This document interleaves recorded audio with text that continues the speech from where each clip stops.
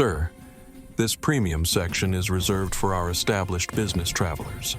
I need you to collect your things and move to the economy section immediately. The words did not slip out by accident. They were delivered with cold precision like a policy that had been rehearsed many times before. Michael Reynolds, chief flight attendant on Pinnacle Airlines Flight 723, stood in the aisle with perfect posture, his professionally polite smile never reaching his eyes as he stared down at the man in seat 3A. The passenger, André Wilson, looked up from his newspaper, his expression calm but resolute. I have a confirmed reservation for seat 3A. I paid for this seat. I am not moving. Michael's smile tightened the corners of his mouth, straining with barely concealed irritation. He leaned closer, lowering his voice as if sharing a confidential policy update. Sir, this is our premium business section. Perhaps there has been some confusion with your booking. His emphasis on premium hung in the air like a judgment. Around them, other business-class passengers glanced up briefly before looking away, their discomfort visible in averted gazes and suddenly fascinating safety cards. A woman in 2B whispered something to her husband. A man in 4C watched with undisguised curiosity. André folded his newspaper deliberately, his movements unhurried. There is no confusion. I have a confirmed reservation for seat 3A. Here is my boarding pass. He held out the document, his eyes never leaving Michael's face. Michael barely glanced at the boarding pass. I understand, but we need this seat for one of our priority customers. We will be happy to accommodate you elsewhere on the aircraft. I am not moving, André repeated, his voice quiet but firm. This is my assigned seat. Michael's professional veneer cracked slightly. Sir, I strongly suggest you cooperate. We have protocols for passengers who do not understand how things work here. What Michael Reynolds did not know was that in exactly 14 minutes, André Wilson would not only refuse to move, but would effectively ground the entire Pinnacle Airlines fleet and launch the biggest discrimination investigation in aviation history. The man he was trying to displace from seat 3A was not just another passenger. He was the founder and CEO of Wilson Global Investments, the largest shareholder of Pinnacle Airlines' parent company, and a man who had spent his life challenging exactly this type of treatment. But for now, André sat quietly watching Michael Reynolds make the biggest mistake of his professional career, one that would transform not just a single flight, but an entire industry's approach to dignity and respect. The business-class cabin of Pinnacle Airlines Flight 723 from Chicago to San Francisco gleamed under soft lighting. Leather seats reclined in neat rows, the morning sun spilling through half-drawn window shades. Flight attendants moved efficiently through pre-departure routines, their practiced smiles never wavering. It was 9:42 a.m. on a Tuesday, and the atmosphere was charged with the quiet tension that often accompanies prestige. Passengers in tailored suits and designer casual wear settled into their seats, arranging laptops and premium headphones, claiming their space in this exclusive section of the aircraft.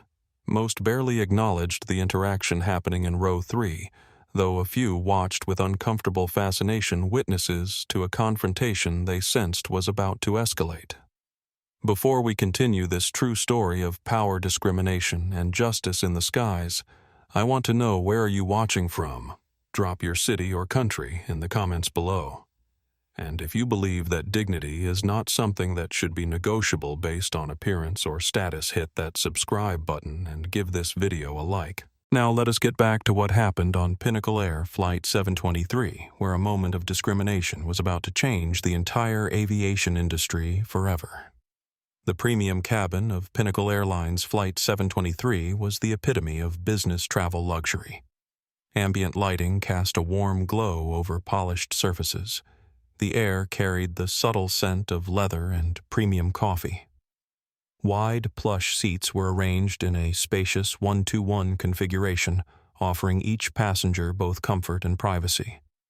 Crystal glasses waited to be filled with pre-takeoff champagne, and branded amenity kits rested on each seat. Yet despite the material comfort, there was a coldness to the environment, an unspoken code about who truly belonged in this space and who did not. André Wilson, 48, sat in seat 3A with the quiet confidence of a man who knew his worth without needing to display it. He wore a simple gray button-down shirt, dark jeans that were quality but not ostentatious, and a watch that served its purpose without flash. His short-cropped hair was peppered with distinguished gray at the temples, and his eyes, currently focused on Michael Reynolds, reflected a lifetime of similar confrontations. There were no designer logos emblazoned on his clothing, no signet rings or bespoke accessories to signal wealth. Just a man dressed comfortably for travel whose presence somehow managed to command respect without demanding it. His hands rested calmly on the armrests, neither defensive nor aggressive, simply grounded. Michael Reynolds, 45, stood in stark contrast. His Pinnacle Airlines uniform was immaculate. Every pleat precise, every button secured his posture military straight. With 18 years of experience, he had cultivated a reputation for catering to elite passengers, knowing their preferences before they voiced them, smoothing their journeys with practiced efficiency. His smile appeared and disappeared with strategic timing, and his eyes constantly scanned for status symbols, calculating service priorities based on visible wealth. Right now, those eyes were fixed on André with barely concealed disdain. Michael's body language spoke volumes. Slight, lean, backward chin raised a subtle physical distancing that conveyed his judgment more clearly than words. Around them, the other passengers created a silent gallery. A woman in designer loungewear pretended to study her phone while watching the interaction from the corner of her eye. A middle-aged executive adjusted his tie, nervously uncomfortable with the confrontation but unwilling to involve himself. A young professional woman discreetly raised her phone, angling it to capture what was happening without being obvious. The atmosphere was charged with unspoken tension, the kind that arises when an unwritten social contract is being questioned, when someone refuses to play by invisible rules that everyone else has silently agreed to follow. 20 minutes earlier, André Wilson had boarded Pinnacle Airlines Flight 723 without fanfare.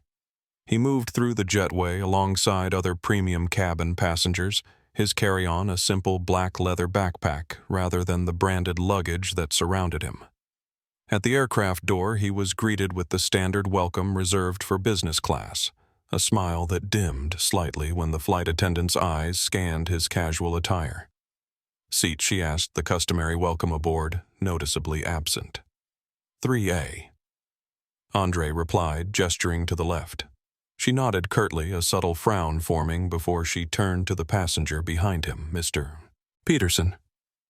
So lovely to see you again. Your usual scotch will be waiting after takeoff. André navigated to his seat without assistance, noting how flight attendants rushed to help other passengers stow their luggage. He placed his backpack under the seat in front of him, settled in and observed the subtle scrutiny from the crew. Quick glances that assessed and dismissed service offers that never materialized. A flight attendant passing with pre-departure drinks skipped his seat entirely despite making eye contact. Another crew member checking seat belts asked to see his boarding pass again, something not requested of other passengers.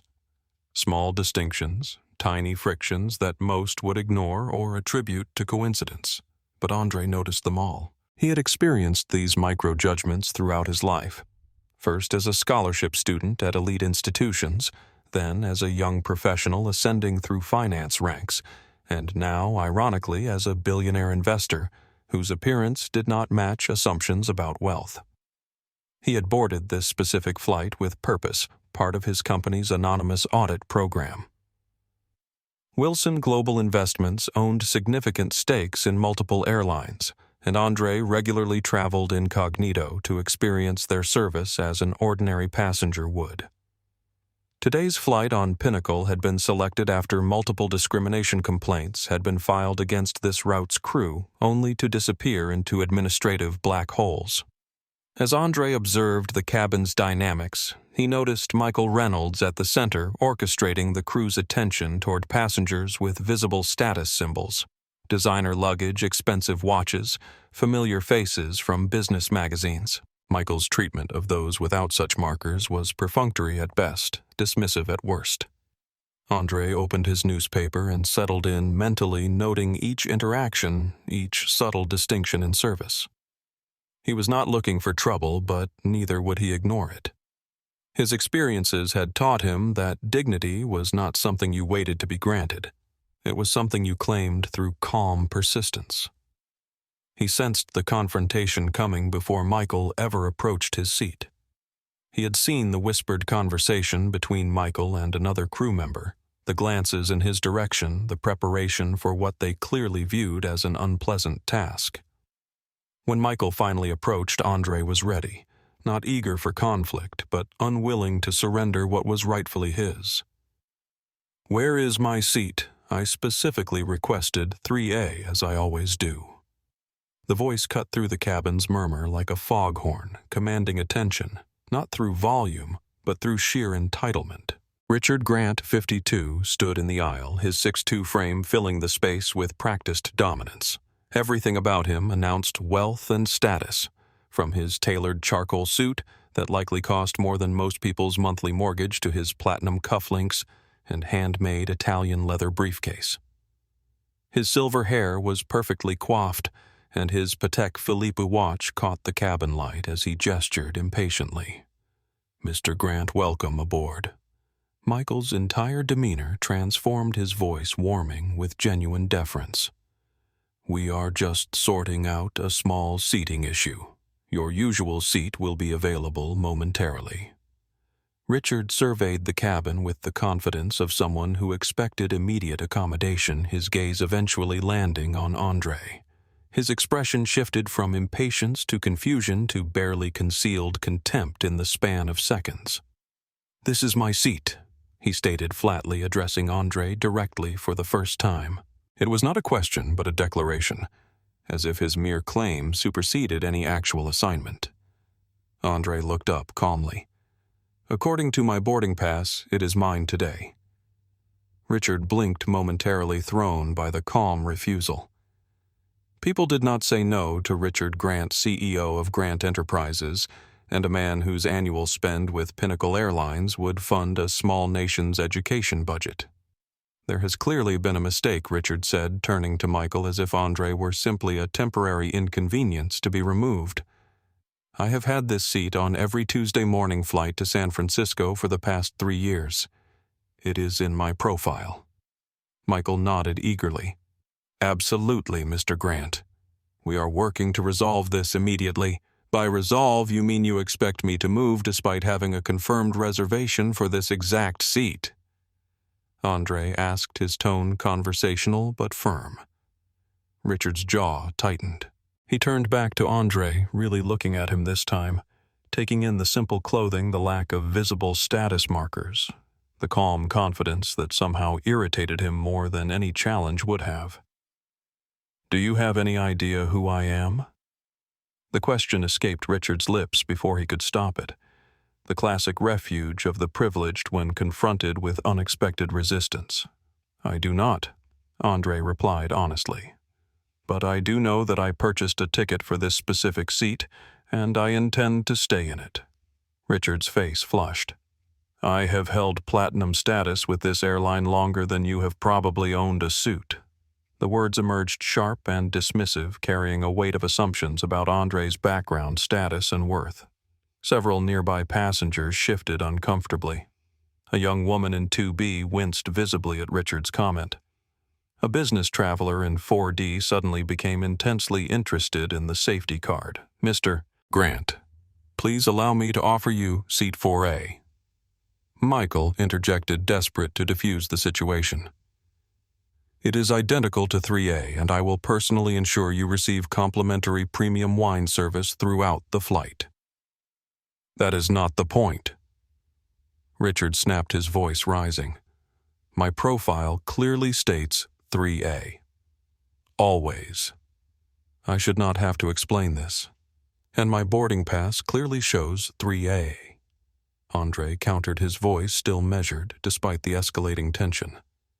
"I am not interested in special treatment. I simply expect the airline to honor the seat I purchased."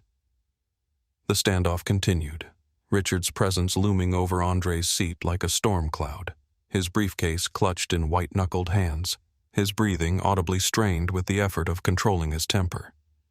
"This is absurd," he finally declared. "I spend over $500,000 annually with Pinnacle. I sit in 3A every Tuesday. Everyone knows this." "I did not," André said simply. "And it seems the booking system did not either, since it allowed me to reserve this seat."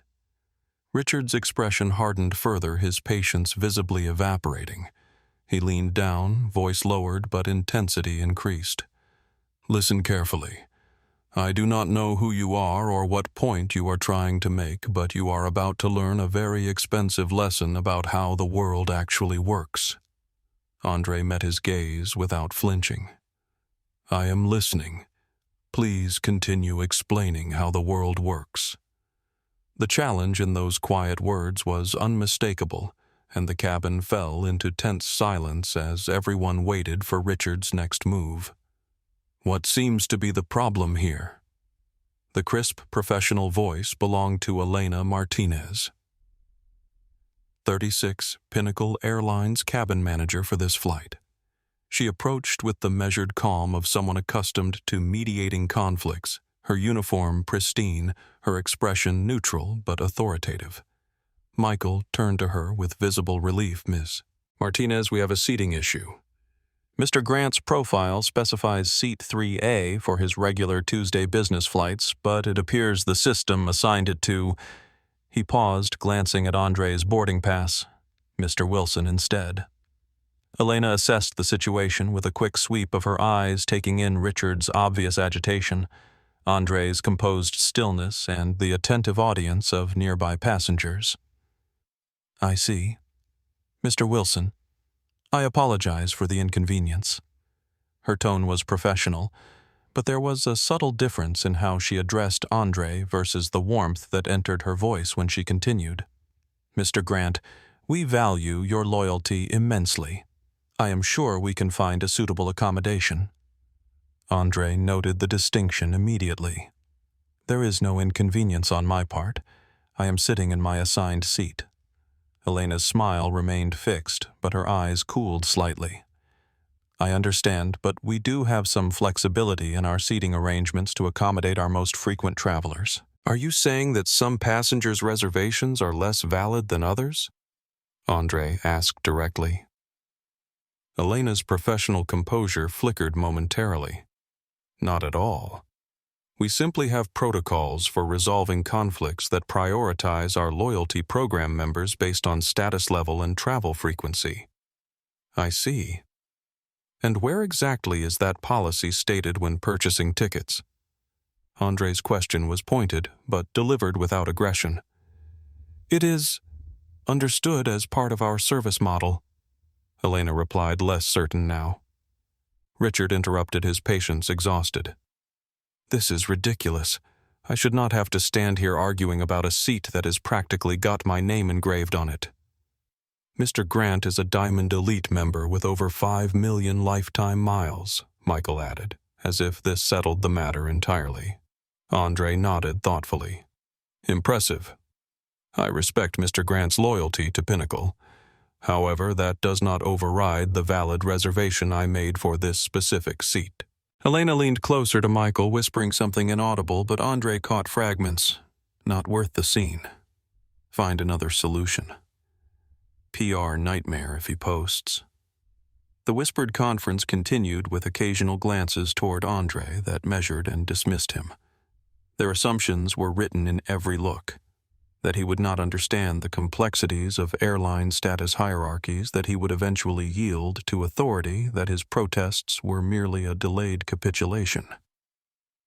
Meanwhile, a few rows back, a passenger named Sofia Ramirez, 29, a junior flight attendant with Pinnacle Airlines traveling off-duty, watched the interaction with growing discomfort.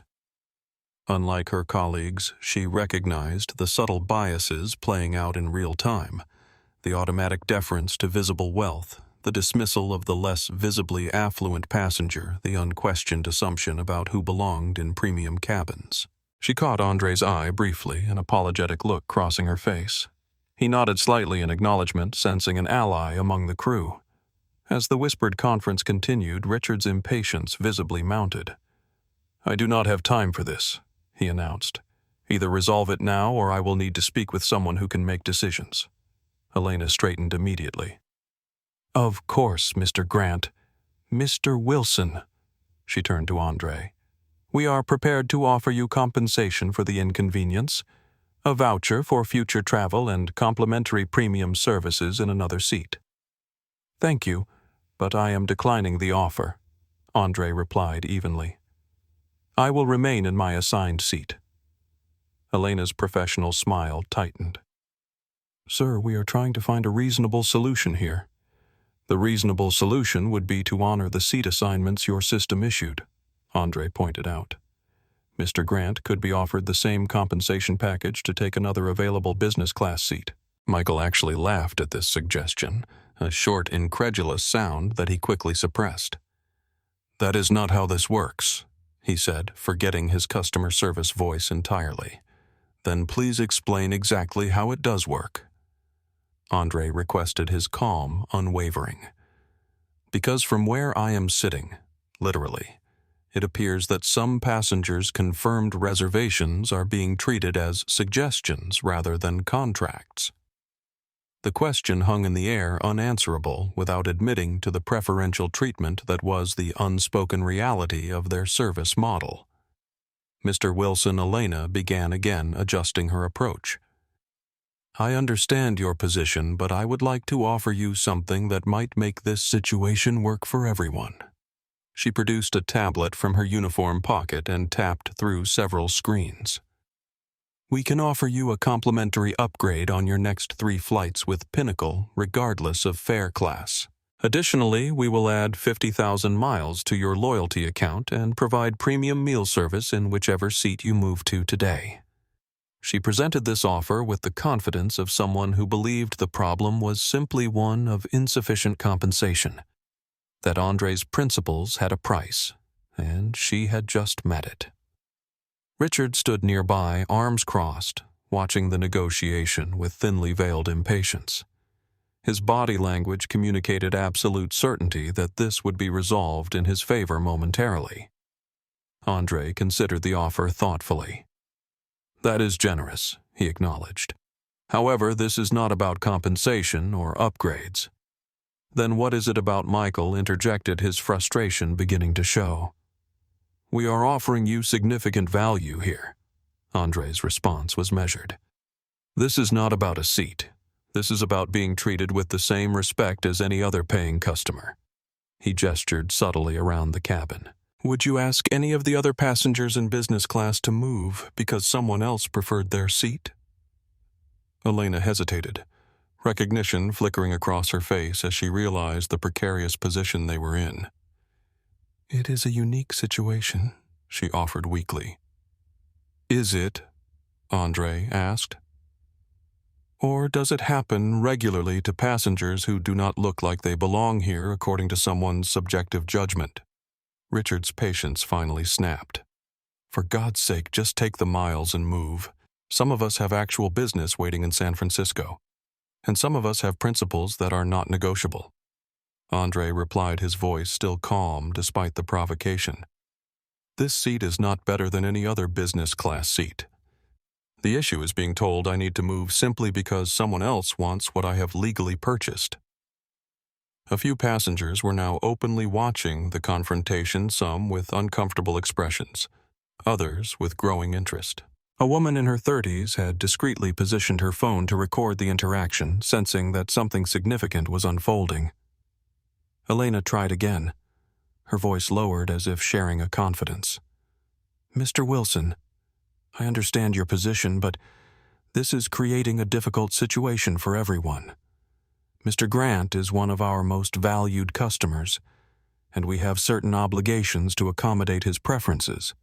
And what about your obligations to me as stated in your contract of carriage when I purchased this ticket?" André countered. Michael's professional veneer cracked further. Sir, you need to understand that we are trying to be reasonable here, but there are consequences to disrupting the boarding process. The threat, though veiled, was unmistakable. André did not blink. I am not disrupting anything. I am sitting quietly in my assigned seat. The disruption seems to be coming from the insistence that I move despite having a valid reservation. Richard leaned in, his voice dropping to a harsh whisper. Do you know what I could do to your life with one phone call? Do you have any idea who you are inconveniencing right now? André met his gaze steadily. No, I do not. And that is precisely the point. In this cabin, we should all be treated according to the same rules regardless of who we are outside it. The statement resonated through the cabin, causing several passengers to exchange glances.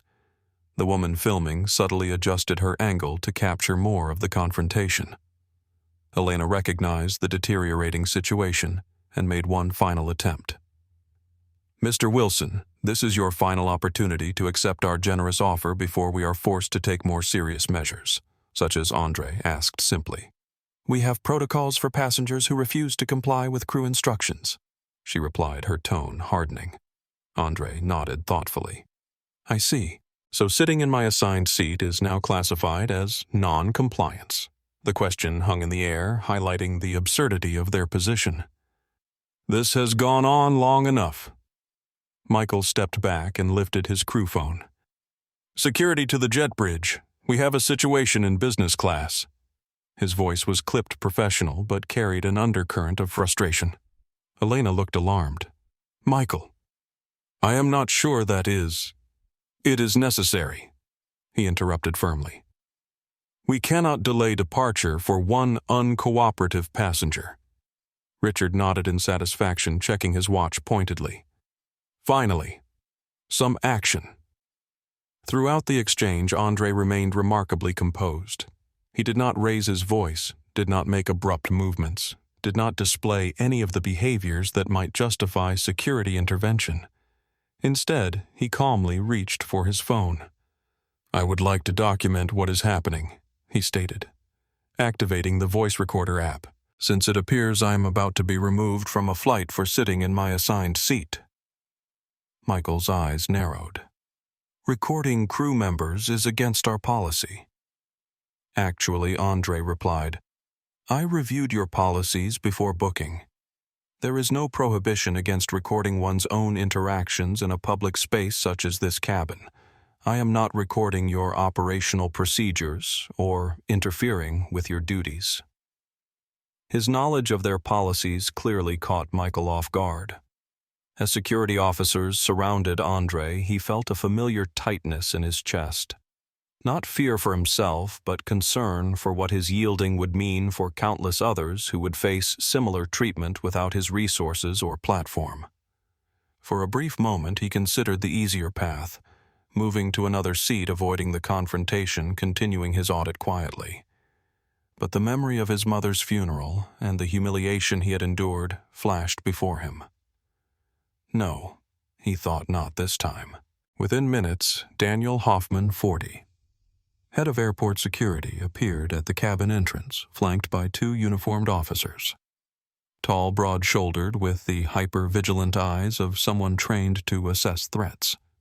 Instantly, Daniel surveyed the scene with professional detachment. What is the situation? He asked Elena, deliberately keeping his voice neutral. Michael stepped forward. This passenger, he gestured to André, is refusing to comply with crew instructions regarding seating arrangements. Daniel turned to André, who remained seated, hands visible, expression calm. Sir, the flight crew has authority over all seating assignments. If they have asked you to change seats, you need to comply. That is not entirely accurate, André replied evenly. The crew has authority to reassign seats for operational safety or balance issues. None of those apply here. I have a confirmed reservation for seat 3A, which I purchased legally.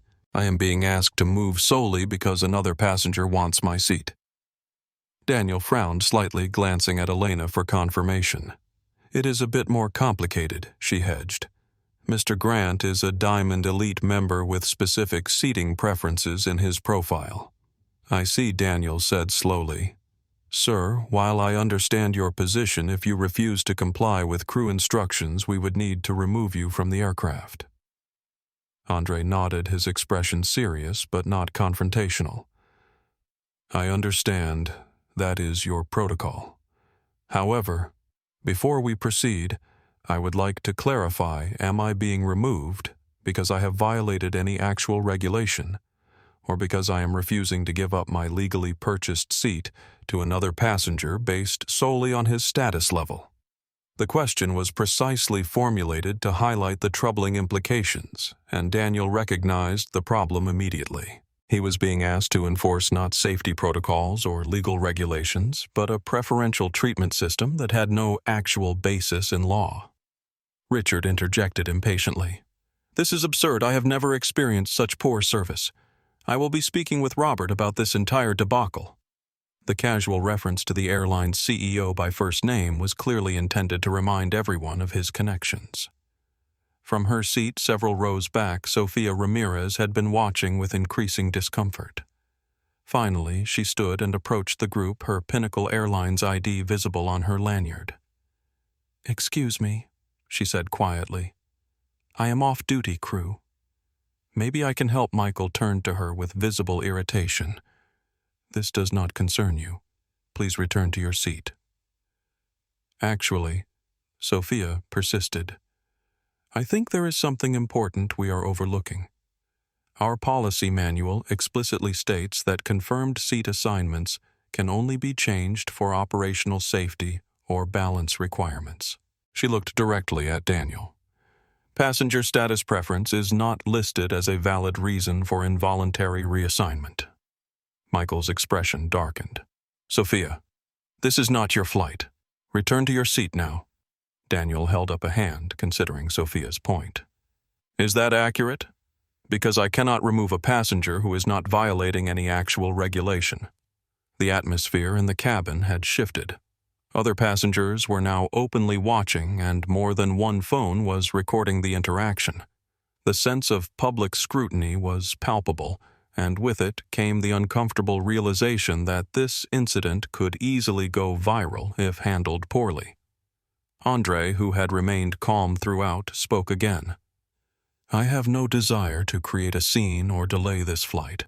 I simply want to be treated with the same respect as any other passenger who purchased a seat on this aircraft." Daniel nodded slowly, reassessing the situation. "Let me make some calls." As Daniel stepped away to consult with his superiors, André reached into his backpack and retrieved a small leather wallet. From it, he produced a platinum card, the highest tier in Pinnacle's loyalty program. "Since status seems to be the central issue here, I should perhaps clarify something," he said quietly, passing the card to Elena. "I have been a Pinnacle customer for over 15 years. That card represents approximately 8 million miles flown." Elena stared at the card in shock, then at André, then back at the card. The platinum tier was invitation only, reserved for the airline's absolute top customers. Michael leaned over to verify his expression, shifting rapidly from skepticism to confusion to alarm. "But you did not present this during boarding," Elena stammered. "No," André agreed. "Because I should not need to. Every passenger deserves respectful treatment, regardless of status, level, or appearance." Richard, catching sight of the platinum card, faltered visibly for the first time. "Wait, you are a platinum member? Then why are you being so difficult about this? Surely you understand how these things work." "I understand exactly how these things work," André replied. "That is precisely why I am taking this stand." The revelation caused a subtle but significant power shift. The crew members exchanged uncertain glances, their confidence in their position clearly shaken. At that moment, a new figure appeared at the front of the cabin. Thomas Bradford, 57, Pinnacle Airlines Vice President of Customer Experience, who happened to be traveling on this flight. Tall, silver-haired, with the practiced charm of a career spent in executive customer relations. Thomas surveyed the scene with visible concern.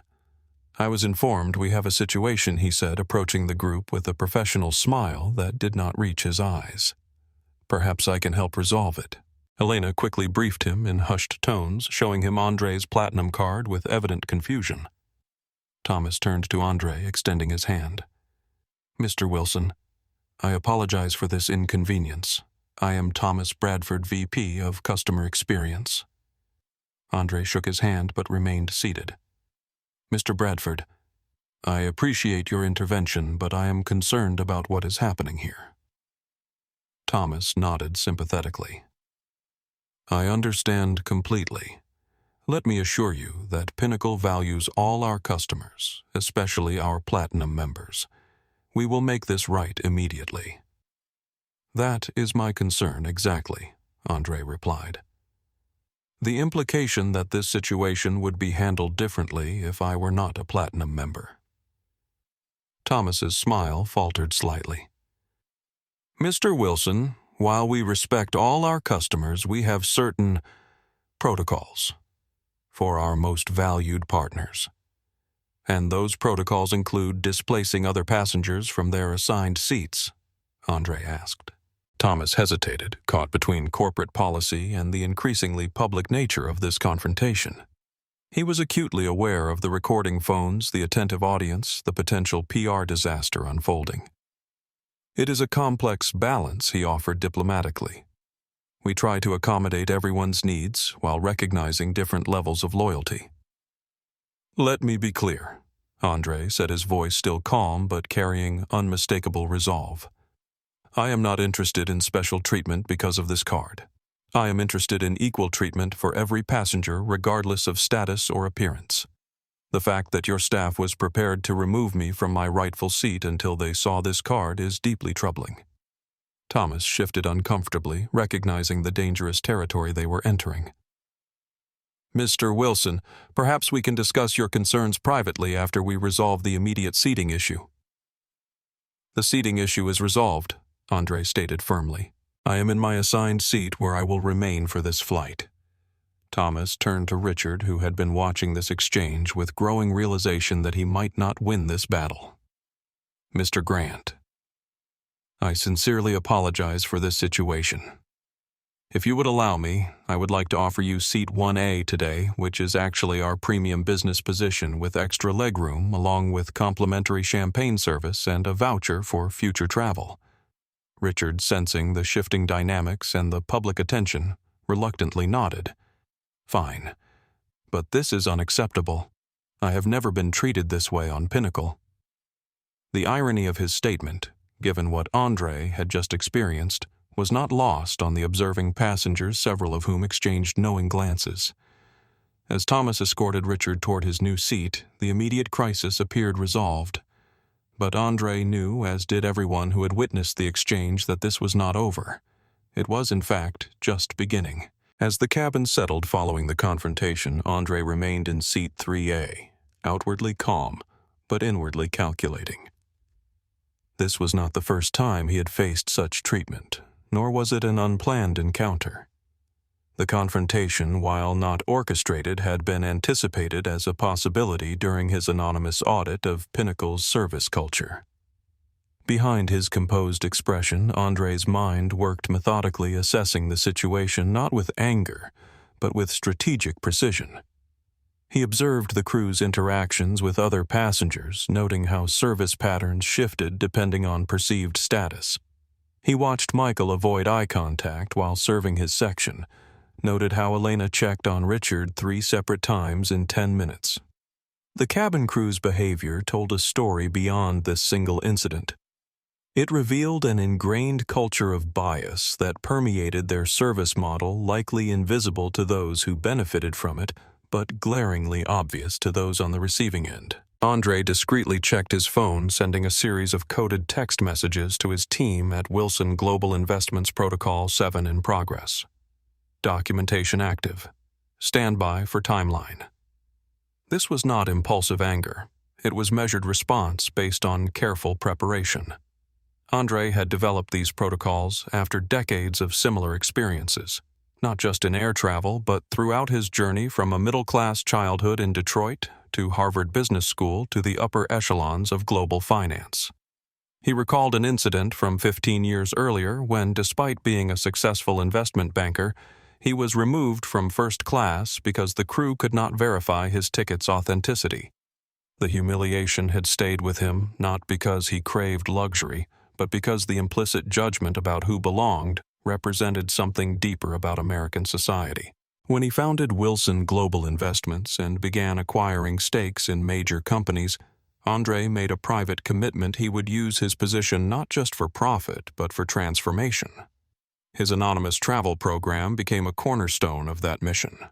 Flying commercially without announcement or entourage, experiencing service as it truly existed, rather than the choreographed perfection presented to known VIPs. As Flight 723 prepared for departure, André's focus shifted temporarily from the crew's behavior to a more immediate concern. Through his window, he noticed something unusual on the wing, a small but distinct streak of fluid near one of the engine housings, catching the morning sunlight with an oily sheen.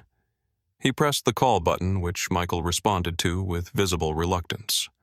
"Yes," Michael's tone remained professionally distant. "There appears to be fluid leaking near the left engine housing," André said quietly, pointing out his window. "It might be worth having maintenance check before takeoff." Michael glanced out the window perfunctorily. "That is normal condensation, sir. Nothing to worry about." André persisted gently. "I have flown over 8 million miles, Mr. Reynolds. That does not look like condensation to me. The color and viscosity suggest hydraulic fluid." "I will make a note of it," Michael replied dismissively, clearly interpreting the observation as a passenger's attempt to assert knowledge or delay the flight. As Michael walked away without truly addressing the concern, André sent another text to his team. Possible maintenance issue identified. Crew dismissive. Documenting timeline. He was not creating problems.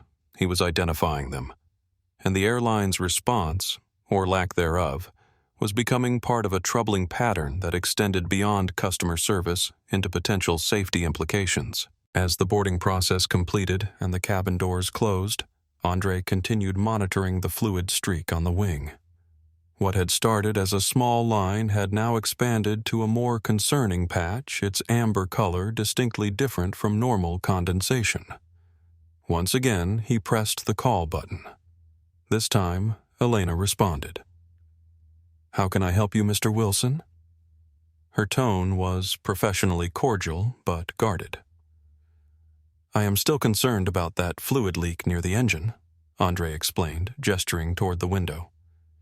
"It is expanding and appears to be hydraulic fluid rather than condensation." Elena leaned over to look, her expression changing slightly as she registered the amber streak. "I will have the captain informed," she said more seriously this time. Within minutes, Captain Harris's voice came over the intercom.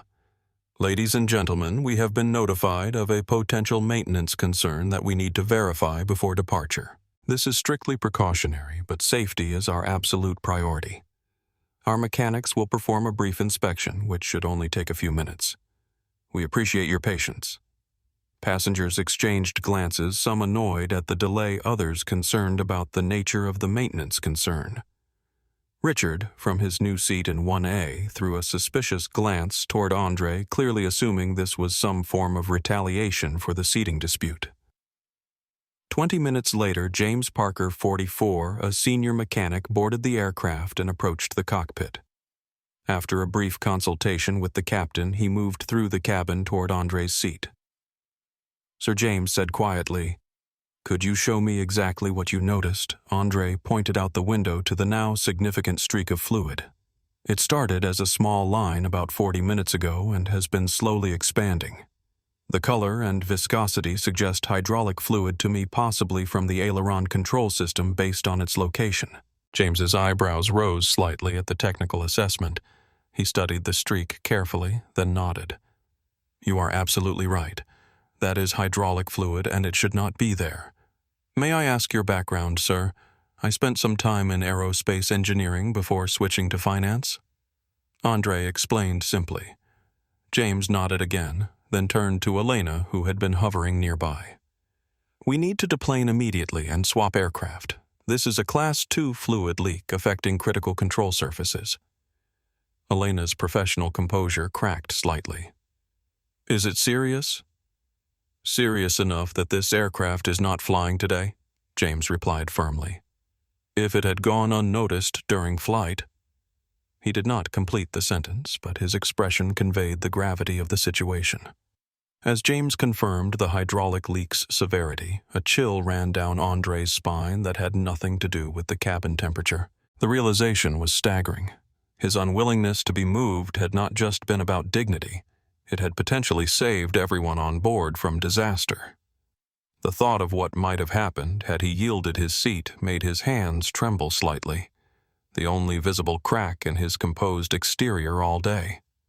The announcement came minutes later. All passengers would need to deplane while a replacement aircraft was prepared. The estimated delay would be at least 2 hours. As passengers gathered their belongings, the mood in the cabin shifted. What had begun as an uncomfortable confrontation about seating had evolved into something far more significant. The passenger they had tried to displace had potentially identified a serious safety issue that might have been overlooked. Thomas Bradford approached André as the deplaning process began. Mr. Wilson, I want to personally thank you for your vigilance. Our maintenance team confirms that was indeed a hydraulic leak that could have become critical during flight. I'm glad it was identified before takeoff, André replied simply. Though I am concerned it was initially dismissed as normal condensation when I first reported it. Thomas's expression tightened. That is troubling. I will need to look into that. May I ask how you were so certain it was hydraulic fluid experience and observation, André said. Something that should be valued regardless of who it comes from. The implied connection between the crew's dismissal of his seating rights and their dismissal of his safety concern was not lost on Thomas, whose discomfort was visible. Mr. Wilson, I feel we have gotten off on the wrong foot today. Perhaps while we wait for the replacement aircraft, we could have a more constructive conversation about your experience with Pinnacle. André nodded. I would appreciate that opportunity, Mr. Bradford. I have some observations that might be valuable to share. As passengers congregated in the terminal waiting area, André and Thomas found a relatively private corner to continue their conversation. Mr. Wilson, first let me reiterate my apology for your experience today. Thomas began, his tone professionally contrite. It is clearly not representative of the service Pinnacle aspires to provide. Is not it, though? André asked quietly. Because from my observation, it is precisely representative of how your crew treats passengers based on appearance, rather than actual status or, more importantly, basic human dignity. Thomas shifted uncomfortably. We have strict non-discrimination policies. Policies on paper mean nothing when the culture contradicts them, André interrupted gently. Let me share something with you. He recounted an incident from 20 years earlier, how as a young black professional on his way to his mother's funeral, he had purchased a first-class ticket to ensure he could rest during the long flight after days without sleep. The gate agent took one look at me, young black dressed in clothes that were not designer brands, and immediately questioned my ticket. Are you sure you are at the right gate? She asked. I showed my boarding pass. She called her supervisor.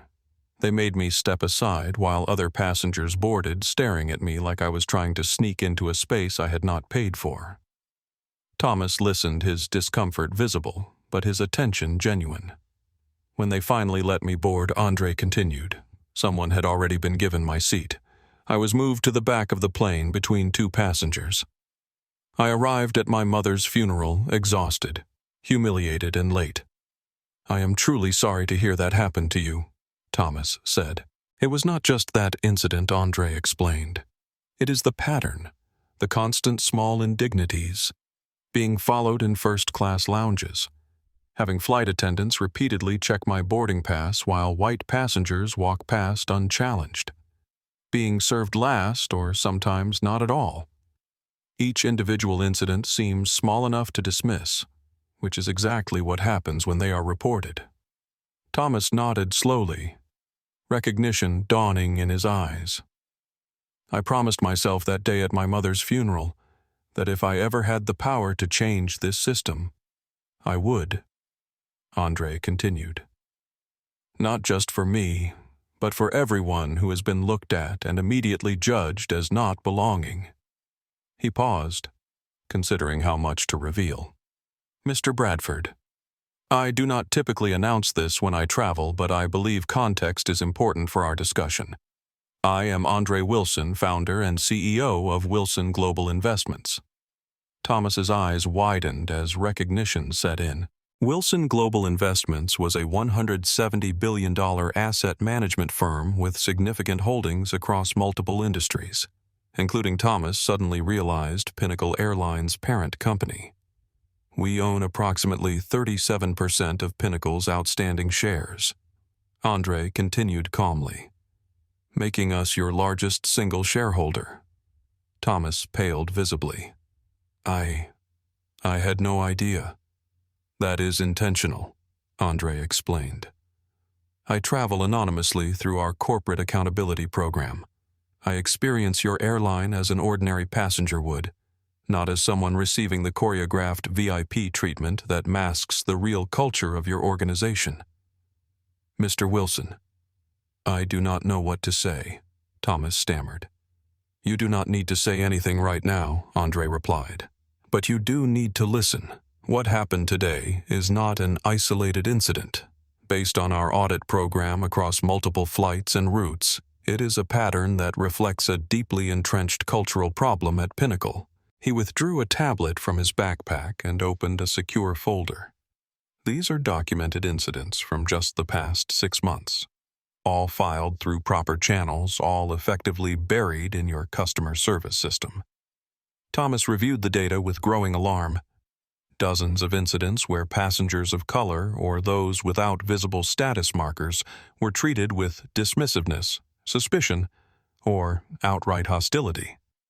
This is not just a customer service issue, André continued. It is a safety issue, as evidenced by how quickly my concern about the hydraulic leak was dismissed. When crew members make judgments based on appearances rather than substance, they create blind spots that can have serious consequences. I understand Thomas said his professional veneer cracking to reveal genuine concern. What do you want from us, Mr. Wilson? André's expression remained calm but determined. I want accountability and transformation, not just a PR statement or a one-day training session. Real, measurable change in how Pinnacle treats every passenger regardless of appearance, status, or background.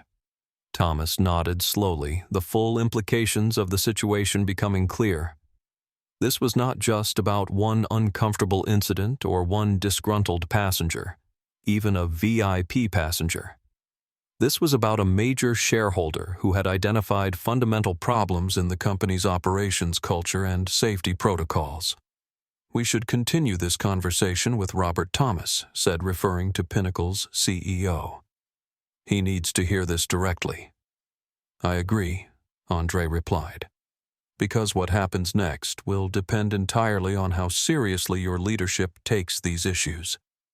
As André and Thomas continued their conversation in the terminal, the ripple effects of the incident were already spreading through Pinnacle's corporate structure. At Wilson Global Investments headquarters, Diana Foster, 42, André's chief of staff, had received his coded text messages and immediately activated their response protocol.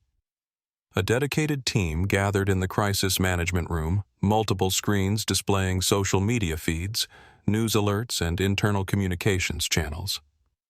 André has initiated Protocol 7 on Pinnacle Flight 723, Diana announced to the assembled team. We have confirmation of discriminatory treatment followed by identification of a safety issue that was initially dismissed. The flight has been grounded for maintenance. The team moved with practiced efficiency, each member understanding their role without need for detailed instruction. This was not their first airline audit intervention, though it appeared to be potentially the most significant. Social media monitoring shows 3 passenger videos already uploaded reported a young analyst tracking real-time mentions, 2 on Twitter, 1 on Instagram. Early comments are overwhelmingly supportive of the passenger being pressured to move, though they do not yet know it is André. Legal team prepare documentation packages on all incidents we have recorded on Pinnacle over the past 24 months, Diana instructed. Communications draft 3 scenario responses based on how Pinnacle leadership reacts. Regulatory liaison alert our contacts at the FAA and DOT that we may be filing formal reports depending on Pinnacle's response. While the Wilson Global team mobilized, a parallel crisis was unfolding at Pinnacle Airlines corporate headquarters. Robert Lawson, 55 CEO of Pinnacle, was in the middle of a routine board meeting when his executive assistant urgently interrupted with a tablet displaying the viral videos beginning to circulate. Robert watched with growing alarm as the confrontation played out. The dismissive treatment of André, the preferential accommodation of Richard, the initially dismissed safety concern that turned out to be legitimate, and finally the revelation rippling through aviation industry circles that the passenger involved was none other than André Wilson. "Get Thomas Bradford on the line immediately," Robert instructed, his voice tight with controlled panic. "And clear my schedule for the rest of the day." Within minutes, he was speaking with Thomas via secure video link, the gravity of the situation becoming increasingly clear. "He is there with you now," Robert confirmed, glancing nervously at the board members who remained in the room, all watching with concerned expressions.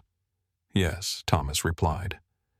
"And Robert, this is not just about today's incident. Wilson Global has been conducting systematic audits of our service for months.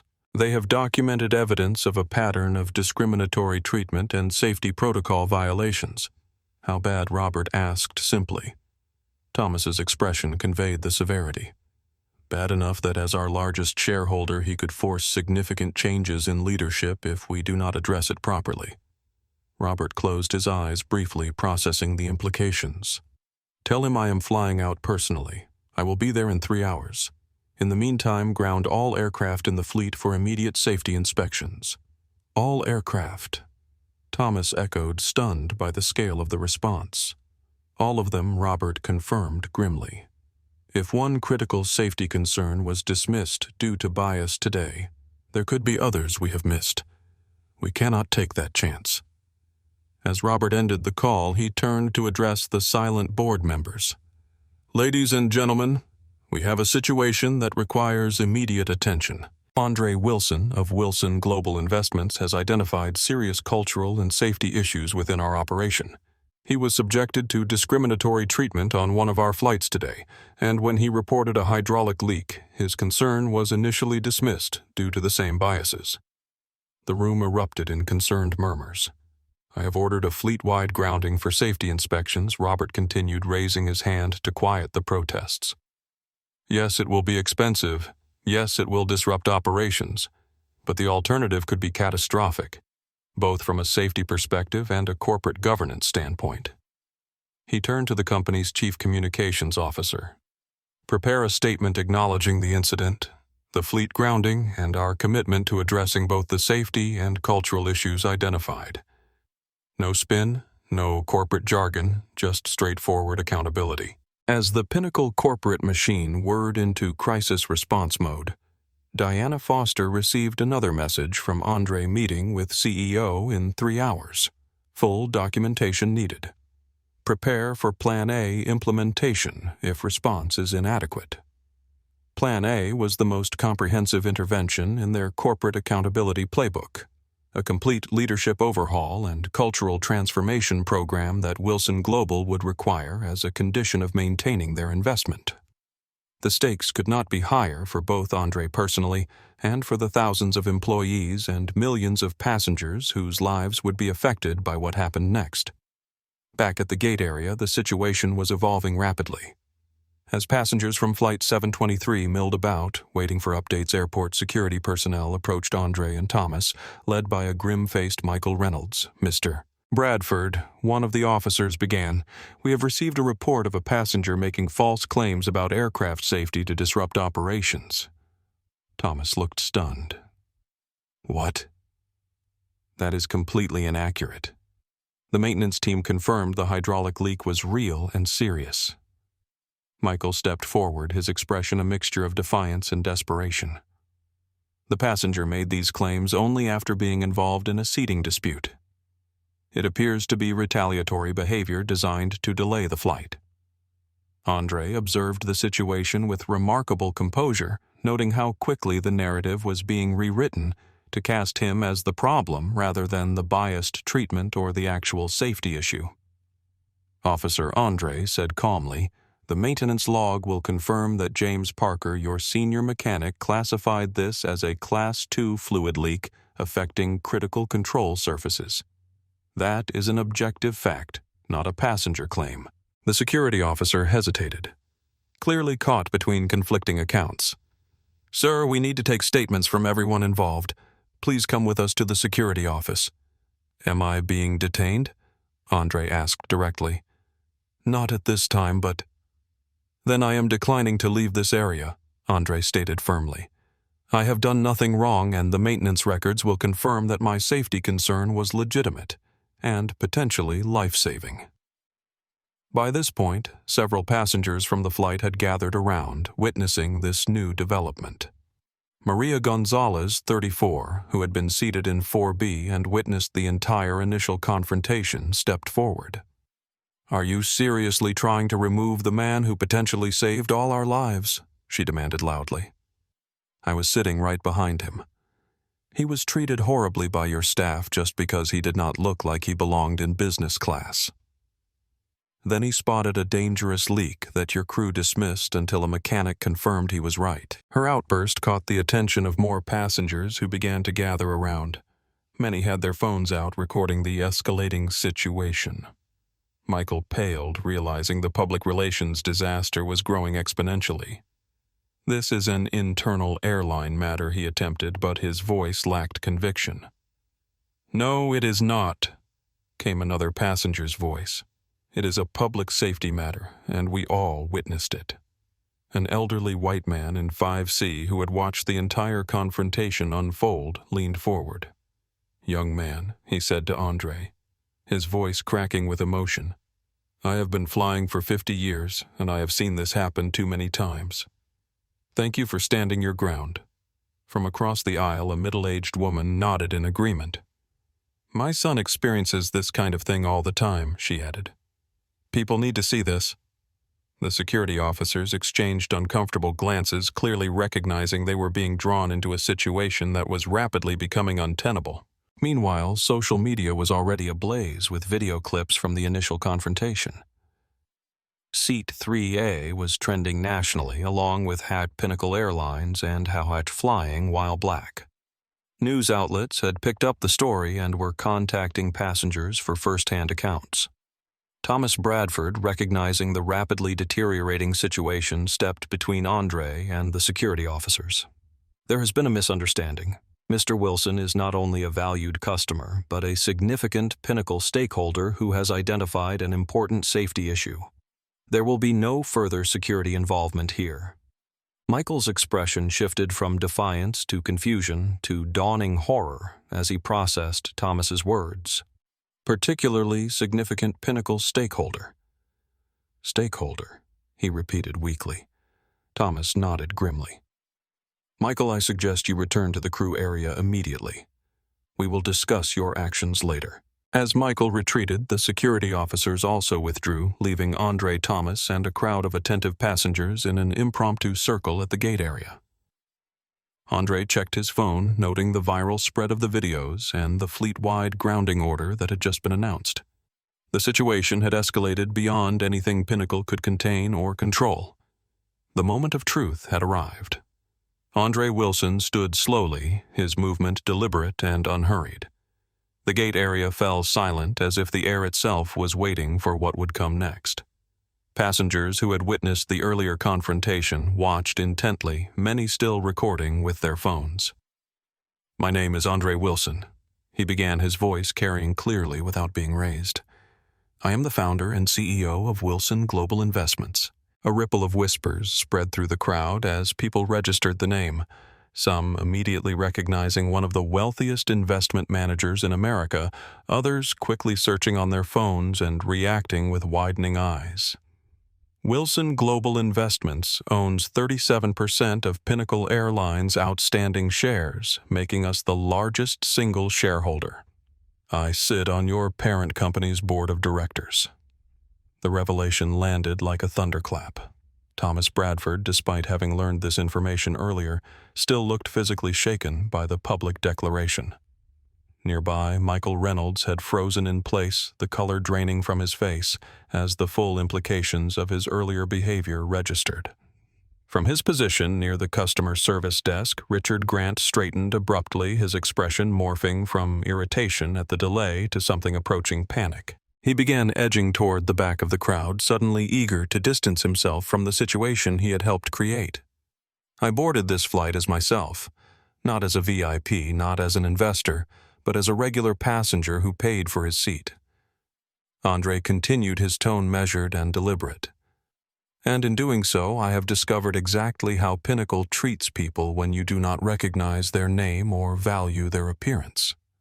He turned slightly, addressing the gathered passengers directly now. What happened today is not just about a seat or about me personally. It is about a culture that judges people's worth based on appearances rather than character or contribution. A culture that dismisses legitimate concerns from those deemed unimportant. A culture that today nearly resulted in a serious safety incident because a valid warning was ignored based on who delivered it. Phones raised higher as more passengers recorded his words, the moment clearly historic in its implications. Today I was asked to give up my rightfully purchased seat simply because someone else, someone who looked the part, wanted it. When I refused, I was threatened with removal from the aircraft. When I identified a potentially catastrophic hydraulic leak, my concern was dismissed as an attempt to cause trouble. André reached into his jacket and withdrew a small black card with the Wilson Global Investments emblem. This is not about a seat, ladies and gentlemen. This is about a fundamental failure in how we treat each other, how we judge worthiness, and how those judgments create blind spots that can have serious consequences. He turned back to Thomas. Mr. Bradford, your CEO, Robert Lawson, is currently flying here to meet with me. In the meantime, Pinnacle has grounded its entire fleet for safety inspections, a prudent decision given what we discovered today. But the issues go deeper than mechanical concerns. They reach into the core culture of your organization. Michael Reynolds, who had been trying to make himself invisible at the periphery of the crowd, suddenly found himself directly in André's line of sight. Mr. Reynolds. André addressed him directly, causing him to stiffen. Your actions today reflected not personal failings, but a cultural environment that rewarded certain behaviors and penalized others. You are not the problem. You are a symptom of a much larger issue that Pinnacle must address. Michael swallowed hard, unable to meet André's gaze, the public acknowledgement of his role in this situation clearly overwhelming. Richard Grant, having failed in his attempt to slip away unnoticed, now found himself cornered by reporters who had begun arriving at the gate area, drawn by the viral videos and breaking news about the fleet grounding. Mr. Grant, is it true you demanded another passenger seat, despite his valid reservation? One reporter called out. No comment, Richard muttered, raising his hand to block cameras as he pushed through the crowd toward the exit. André watched this brief exchange with a thoughtful expression before turning back to address the gathered passengers once more. To everyone affected by today's disruption, I apologize. But I believe that what we are witnessing, what we are part of right now, is an important moment of accountability and potential transformation, not just for Pinnacle Airlines, but for how we address these issues throughout our society. A spontaneous round of applause erupted from many in the crowd, passengers nodding in agreement and respect. Thomas Bradford stepped forward, visibly processing the seismic shift that had just occurred. Mr. Wilson, on behalf of Pinnacle Airlines, I want to publicly apologize for your experience today. It falls far short of our stated values and the service we aspire to provide to all passengers. André nodded acknowledgement but did not interrupt. I commit to you and to everyone present that this will be addressed comprehensively, not with token gestures or empty statements, but with meaningful structural and cultural changes. Thomas continued, his voice growing firmer as he spoke. As the impromptu gathering began to disperse, journalists approached André for comments, but he politely declined immediate interviews. This is not about publicity, he explained. It is about creating lasting change. I will have more to say after meeting with Pinnacle's leadership. The reveal, both of André's identity and of the deep-rooted issues within Pinnacle's culture, had irrevocably changed the dynamic. What had begun as one passenger's stand against discriminatory treatment had evolved into a watershed moment for corporate accountability and cultural transformation.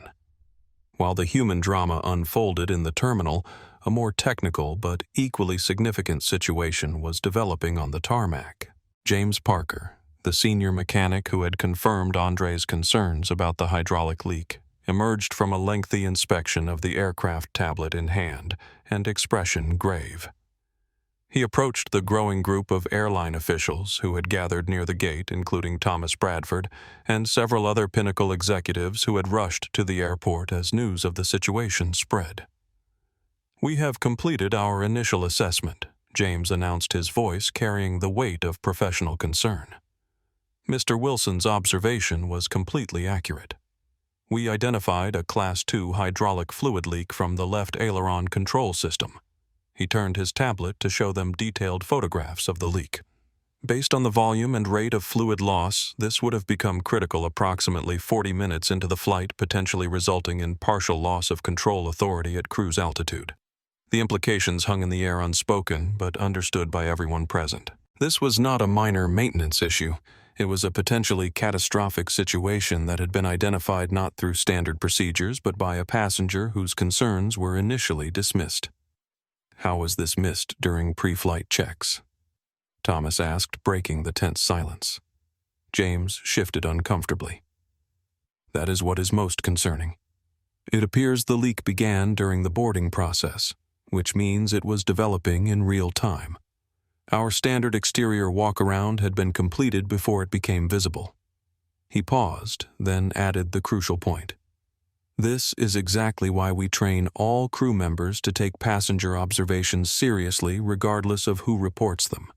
Sometimes they are the only ones who might notice a developing situation. As if to underscore the gravity of the situation, a team of maintenance personnel was visible through the terminal windows surrounding the grounded aircraft with inspection equipment and documentation tablets. André, who had been quietly observing this exchange, stepped forward. If you had moved me as demanded, no one would have spotted that leak until it was too late. Would they? James shook his head slowly. Probably not. The passenger in 4A would not have had the same visual angle, and based on the leak's progression rate, by the time it might have been visible from other windows, we would have been at altitude. The realization visibly shook the assembled Pinnacle officials.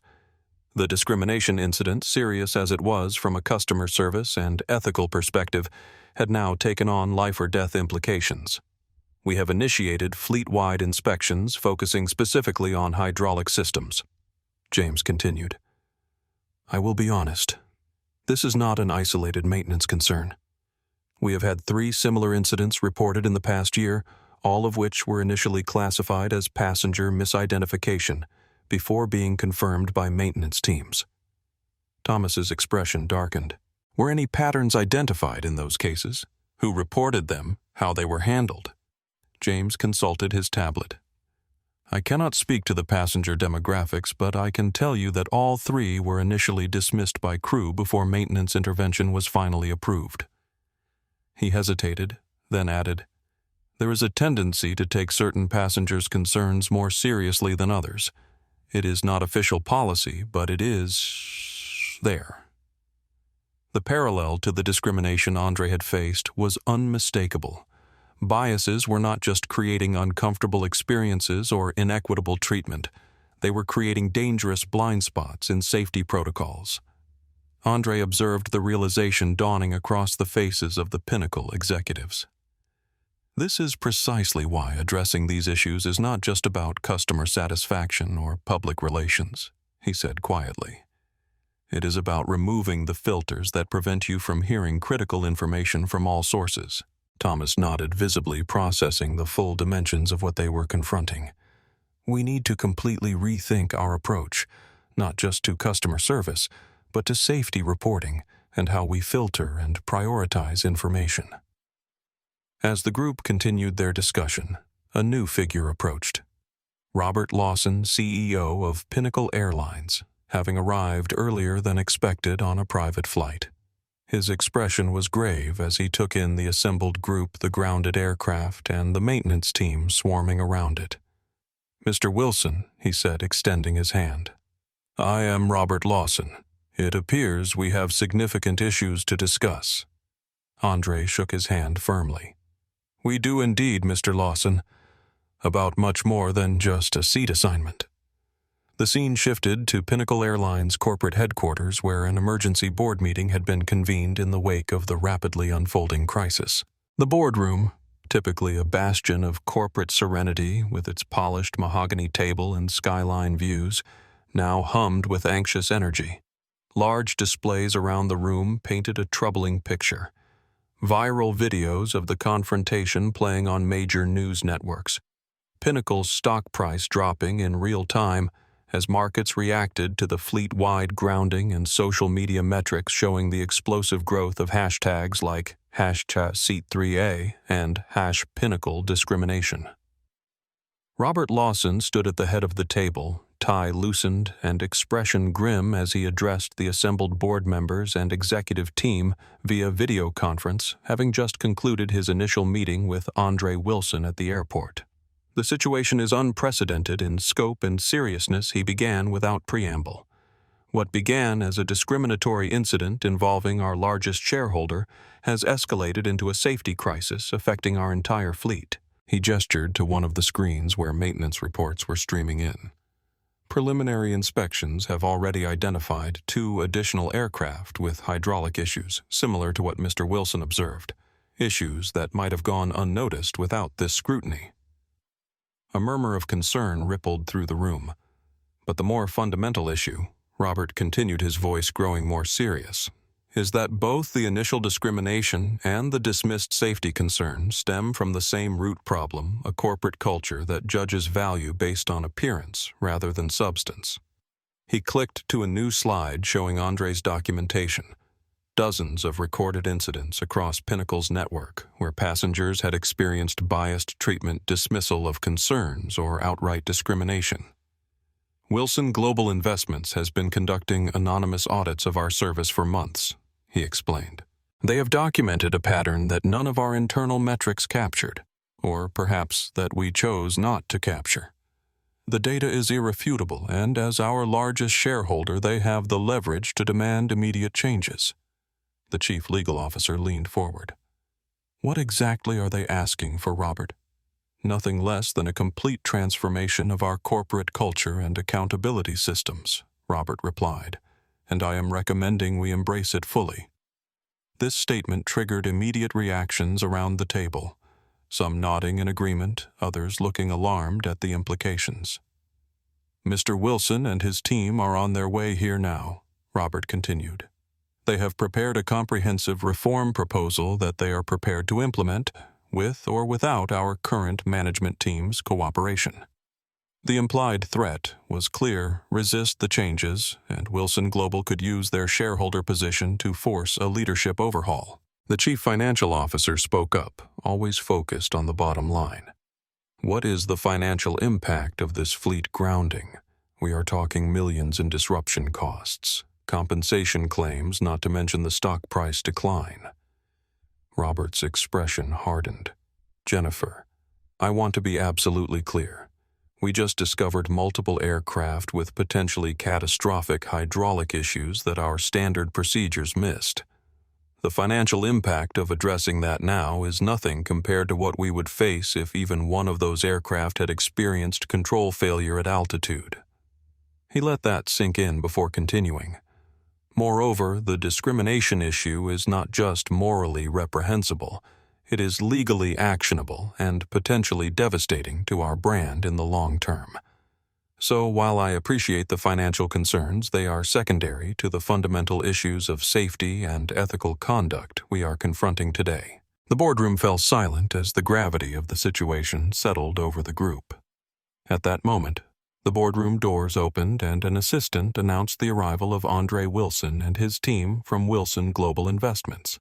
André entered calmly, followed by Diana Foster and several other executives and analysts. They carried tablets and documentation folders but moved with the quiet confidence of people who knew they held the upper hand. "Thank you for accommodating this impromptu meeting." André began taking the seat offered at the table. "I believe we all understand the gravity of what has happened today." Robert nodded.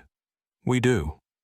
And I want to reiterate our sincere apology for your experience as well as our gratitude for your identification of the hydraulic issue. This is not about me personally," André clarified. "It is about addressing structural issues that affect thousands of employees and millions of passengers. The discriminatory treatment I experienced is symptomatic of deeper problems that manifest not just in customer experience but in safety practices as well." Diana distributed tablets to each person at the table.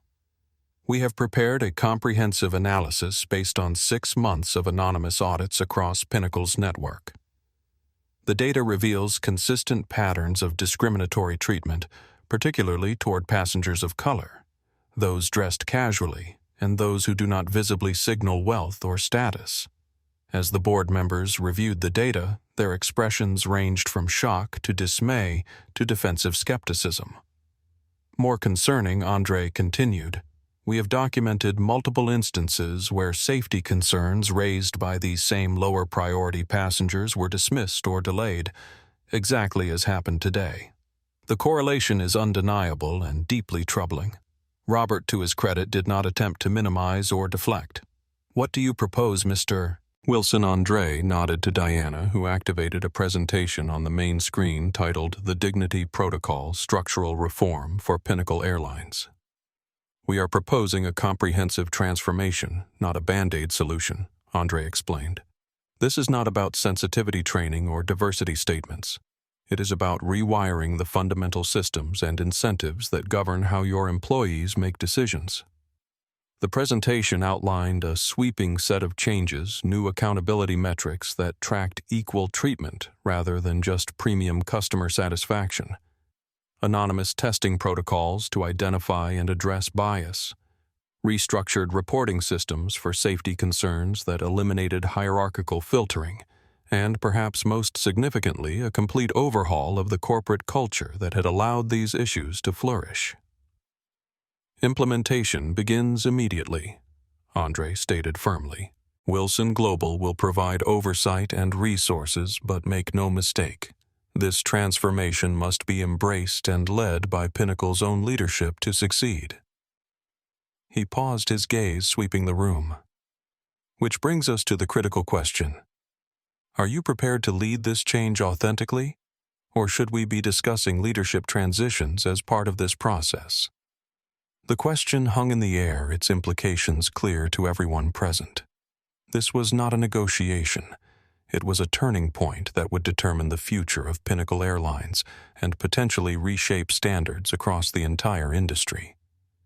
As the presentation concluded, André rose from his seat, his presence commanding the room despite his quiet demeanor. This was the moment of truth, the ultimatum that would determine whether Pinnacle Airlines transformed under its current leadership or faced a more dramatic overhaul. Let me be absolutely clear about where we stand. André began, his voice measured but firm. As your largest shareholder, Wilson Global Investments has both the right and the responsibility to ensure that our investment aligns with our values and serves the public good. What we have uncovered at Pinnacle violates both principles. He gestured to the screens still displaying the documented pattern of discrimination and safety concerns. This is not a single incident that can be blamed on a few employees. It is evidence of fundamental flaws in your corporate culture, training, incentives, and accountability systems. Robert Lawson nodded soberly. We understand the severity of the situation, Mr. Wilson. Good, André replied. Then you will understand why we are requiring immediate comprehensive action, rather than the usual corporate response of committees, studies, and gradually implemented changes. Diana activated a new slide titled Non-Negotiable Terms, and the room fell silent as the executives read the list. Complete overhaul of customer service training and policies with equal treatment standards, regardless of appearance, status, or background. Independent Oversight Committee for Discrimination Complaints with direct reporting to the Board of Directors. Consequences for discriminatory behavior at all levels, including executive leadership, new emergency inspection protocols, and safety reporting systems that eliminate hierarchical filtering. Public transparency about these reforms, including regular progress reports. You have 24 hours to accept these terms in their entirety, André stated. If you decline or attempt to negotiate watered-down versions, Wilson Global will immediately call for a board vote to remove current management and implement these changes under new leadership. The room remained silent, the enormity of the ultimatum sinking in. This was not a PR crisis to be managed with careful statements and minimal action. It was an existential moment for the company's identity and future. Robert cleared his throat. And if we accept these terms, what role will Wilson Global play in the implementation?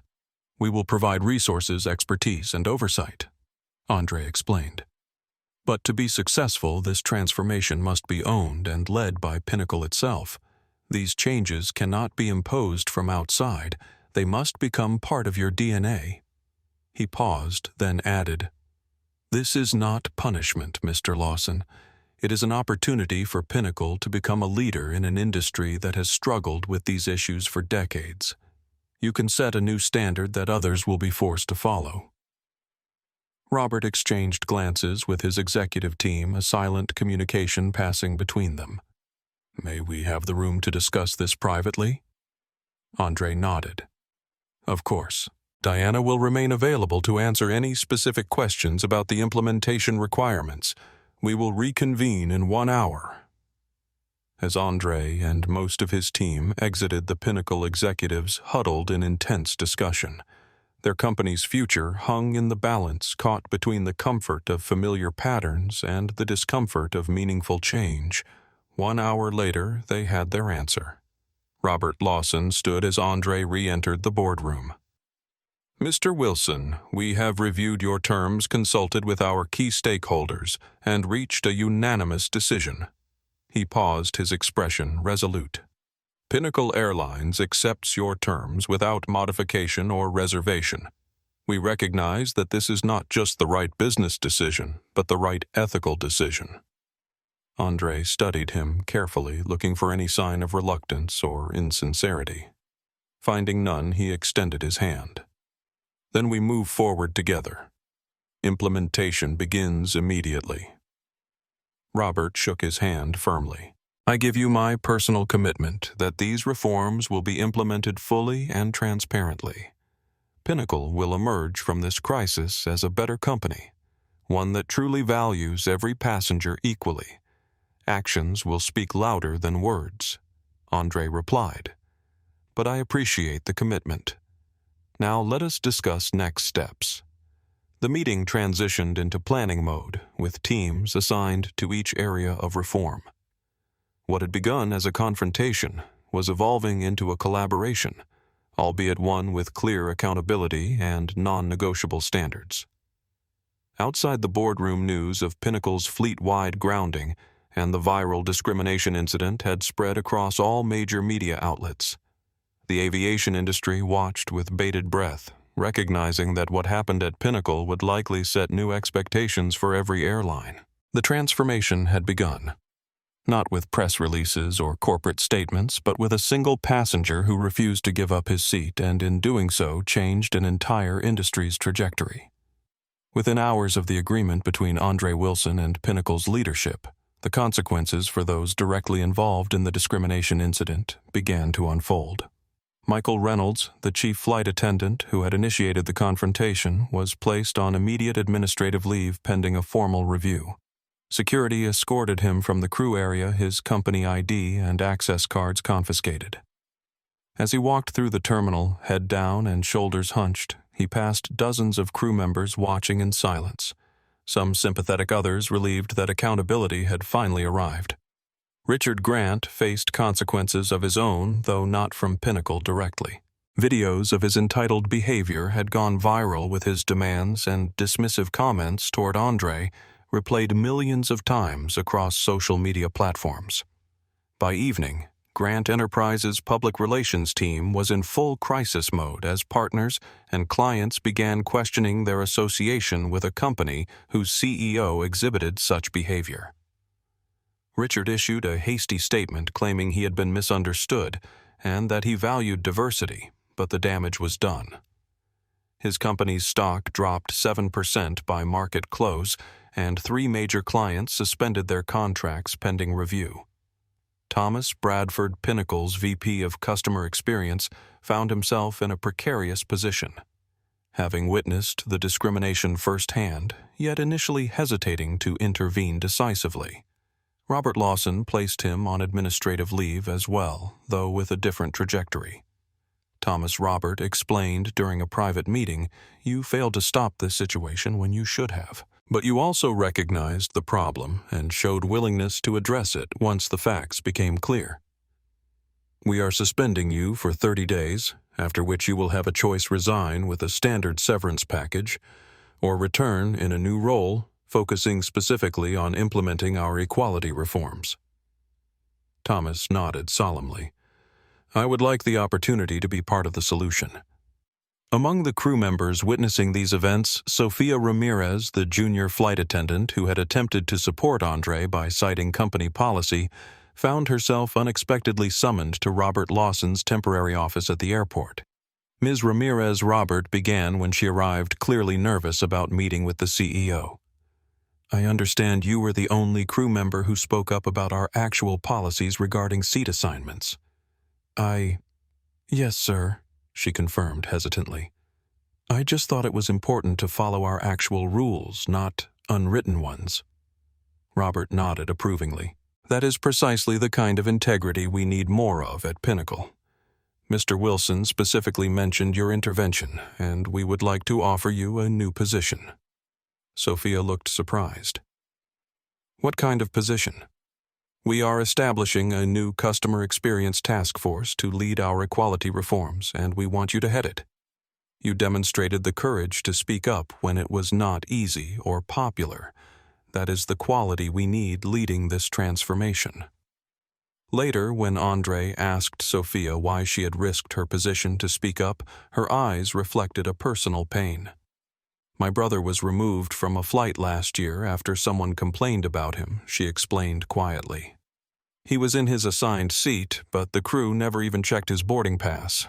They just assumed he was wrong. He missed our mother's surgery because of it. I promised myself I would never be part of doing that to someone else." Later that evening, André met privately with Sophia to explain why he had recommended her for this critical role. "You were the only one who looked uncomfortable with injustice," he told her simply. "That is the first qualification for creating change, the ability to recognize wrong even when it is normalized by those around you." Sophia's eyes glistened with unexpected emotion. "I almost did not speak up," she admitted. "I was afraid of the consequences." "But you did it anyway," André replied. "That is courage. Not fearlessness, but action despite fear. Build your team with people who share that quality, and you will transform Pinnacle from the inside out." As day turned to evening, the ripple effects continued spreading. James Parker, the mechanic who had confirmed the hydraulic leak, received a call from Robert Lawson personally thanking him for his professionalism and asking him to lead a new technical safety initiative focusing on improved reporting protocols.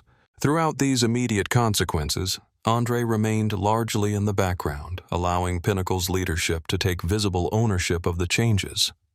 This was not about public vindication or personal recognition. It was about ensuring that the transformation took root authentically within the company's structure. In a brief statement to the press, he said, "Only what happened today revealed problems that have existed for too long, not just at Pinnacle but throughout the aviation industry. The real measure of success will not be today's actions, but the lasting changes that follow." The decision to ground Pinnacle's entire fleet of 173 aircraft across 60 destinations was unprecedented in scale for a non-weather, non-regulatory event.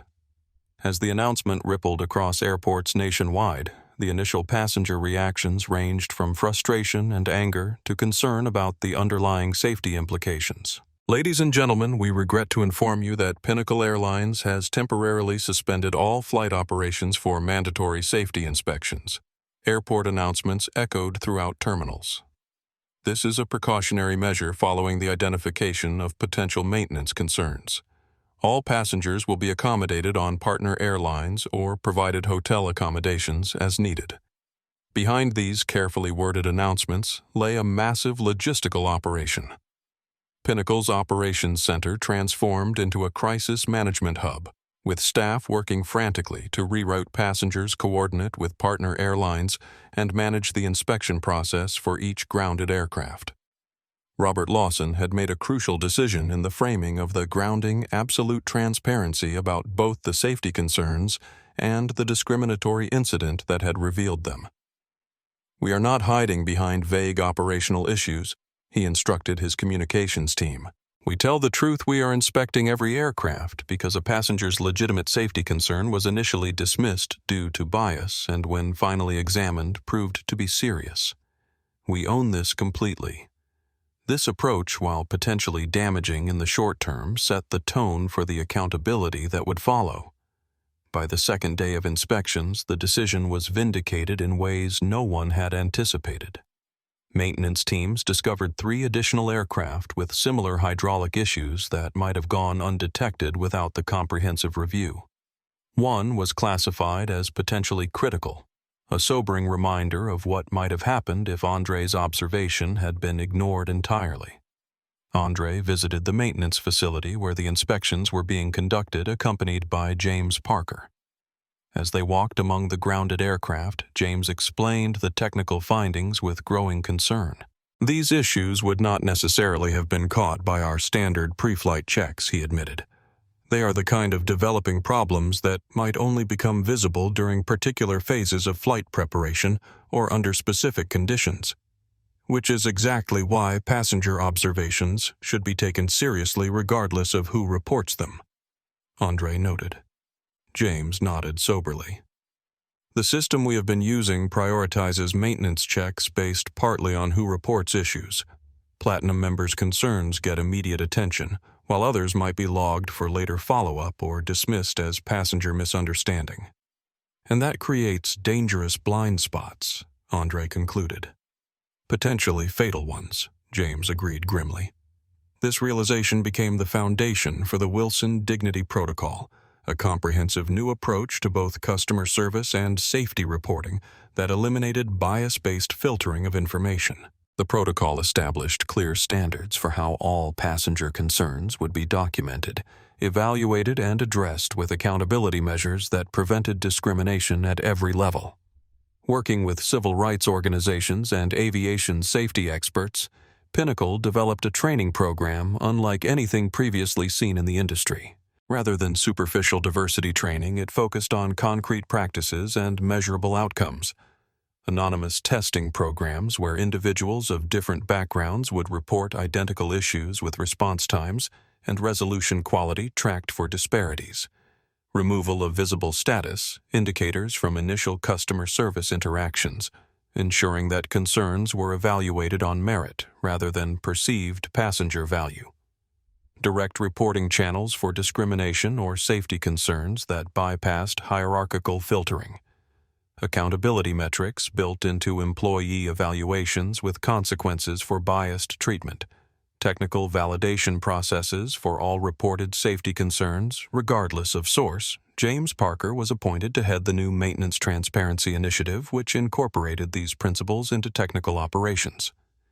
The old approach was efficient but dangerously flawed, he explained during a staff briefing. We streamlined by prioritizing certain inputs over others, creating blind spots that could have had catastrophic consequences.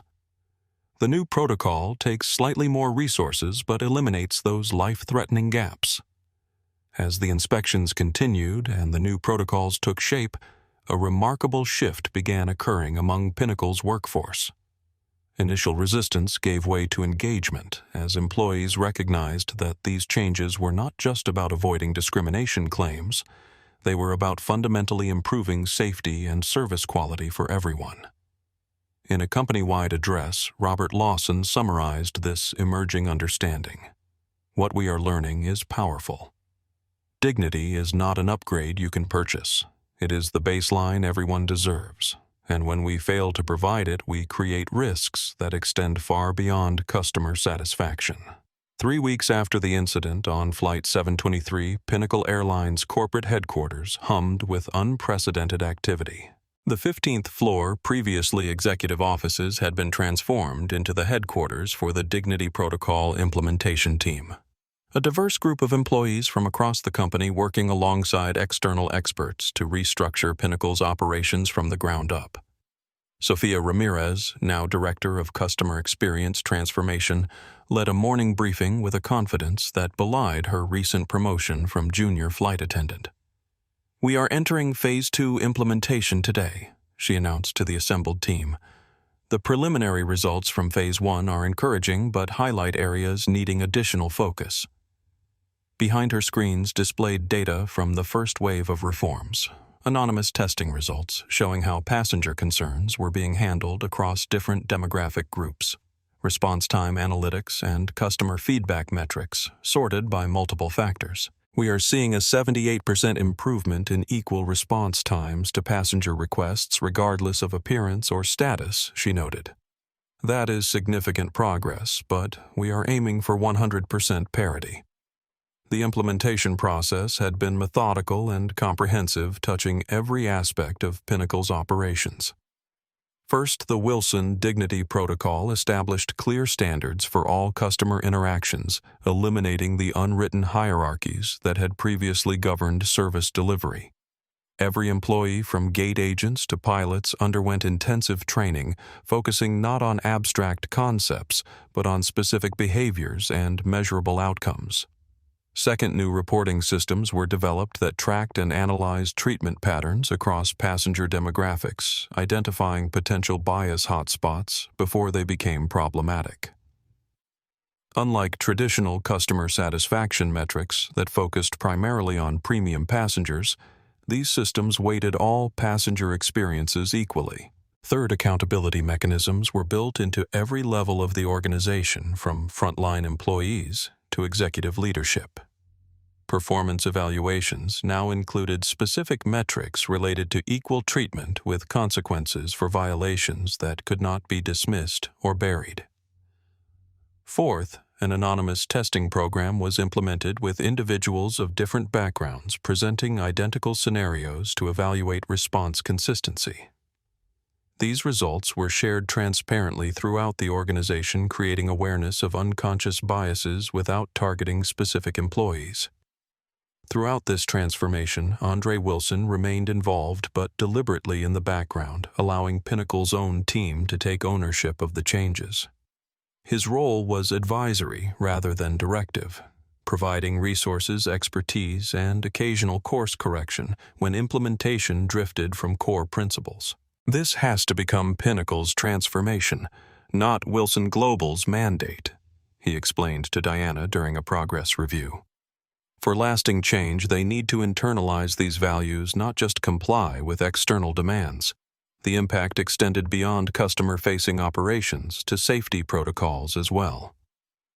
James Parker's Maintenance Transparency Initiative fundamentally redesigned how safety concerns were reported, evaluated, and addressed. The new system is elegantly simple, James explained during a demonstration for aviation regulators.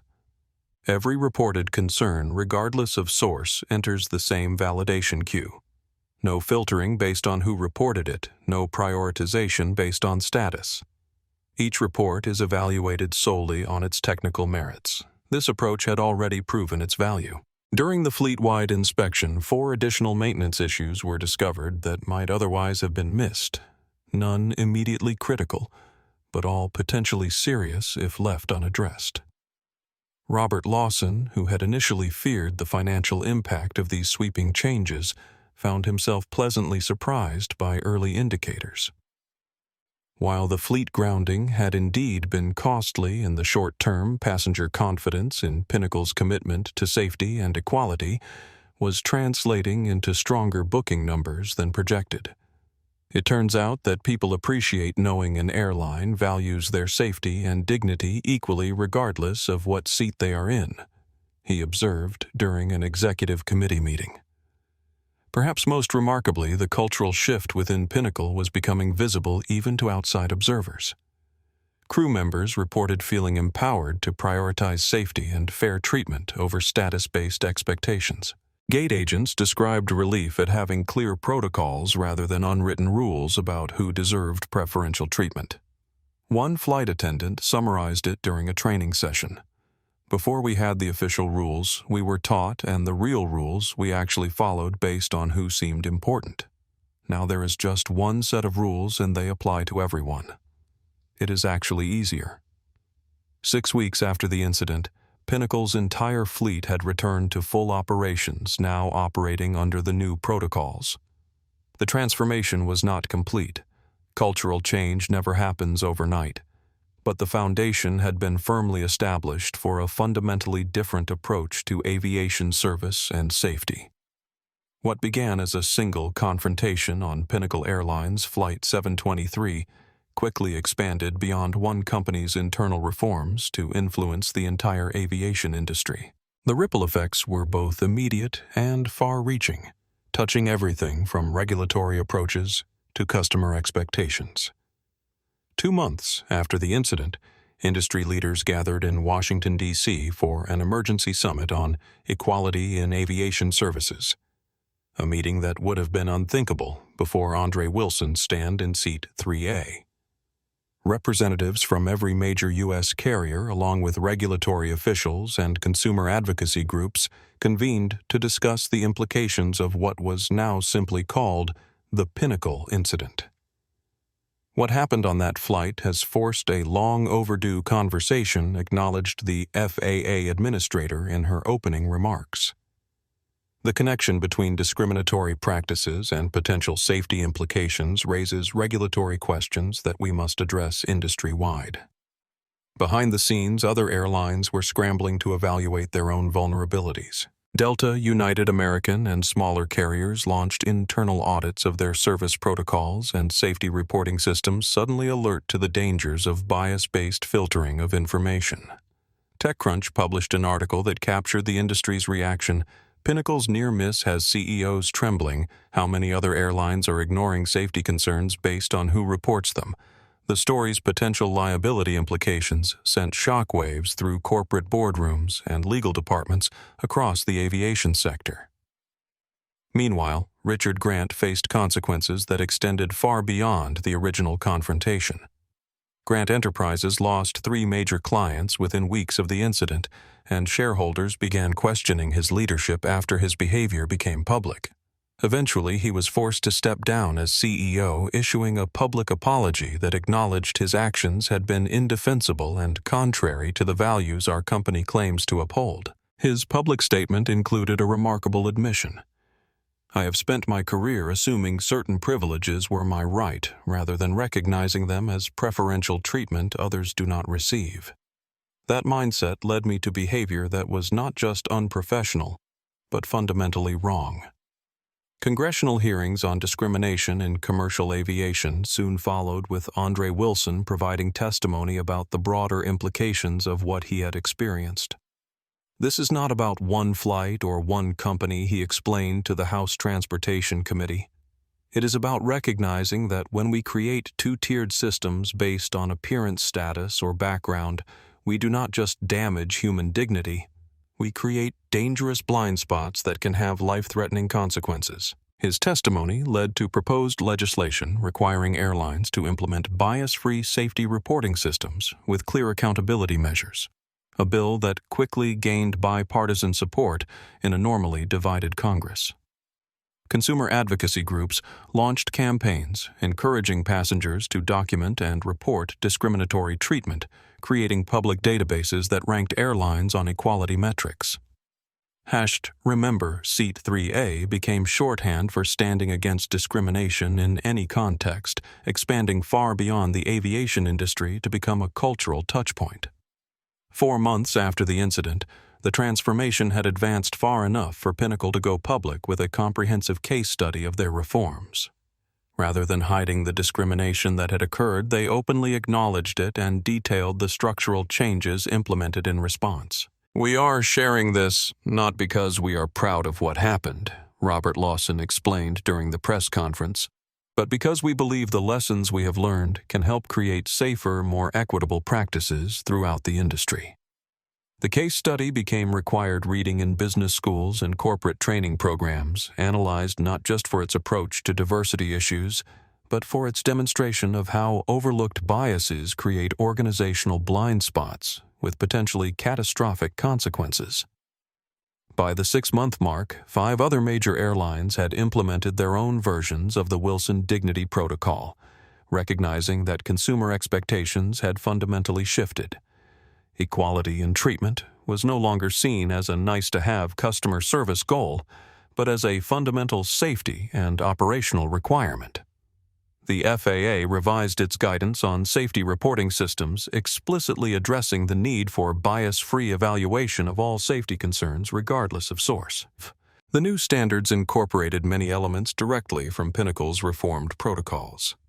Throughout this industry-wide transformation, André Wilson maintained his focus on implementation rather than publicity. He declined most interview requests, instead directing attention to the structural changes being made and their measurable impact on both equality and safety outcomes. This was never about one passenger or one incident, he explained in a rare statement to the press. It was about identifying a fundamental flaw in how we assess human value and recognizing the hidden risks created when we filter information based on who provides it rather than what it contains. André Wilson walked through Chicago O'Hare's Terminal 3 quietly dressed in simple jeans and a gray button-down shirt similar to what he had worn during the now famous confrontation. No executive entourage accompanied him. No special treatment marked his passage through the busy terminal, exactly as he preferred it. He was booked on Pinnacle Airlines Flight 723 again, the same route, the same flight number, though this time deliberately seated in economy class rather than business. This was not a publicity stunt, but part of his ongoing commitment to experiencing airline service as it actually existed, rather than as it was presented to VIPs. As he approached the gate, he was surprised to see a familiar face, Michael Reynolds, the former chief flight attendant who had initiated the original confrontation. Michael was not in uniform but dressed in civilian clothes waiting near the boarding area with visible nervousness. When he spotted André, he straightened and took a deep breath before approaching. "Mr. Wilson," he began hesitantly. I heard you might be on this flight. I wanted to speak with you if you are willing." André regarded him thoughtfully, then nodded. "Of course. I am working as a diversity trainer now." Michael explained, the irony of this career shift evident in his expression. "After what happened, after what I did, I was offered a choice termination or education. I chose education." He paused, visibly struggling with his words. "I spent 20 years in this industry thinking I was just following protocol, just doing my job. I never called myself biased, but watching those videos of how I treated you, hearing my own words." André listened without interrupting, his expression neutral but attentive. "I want to apologize," Michael finally said. Not for PR purposes or because I am required to, but because I was wrong.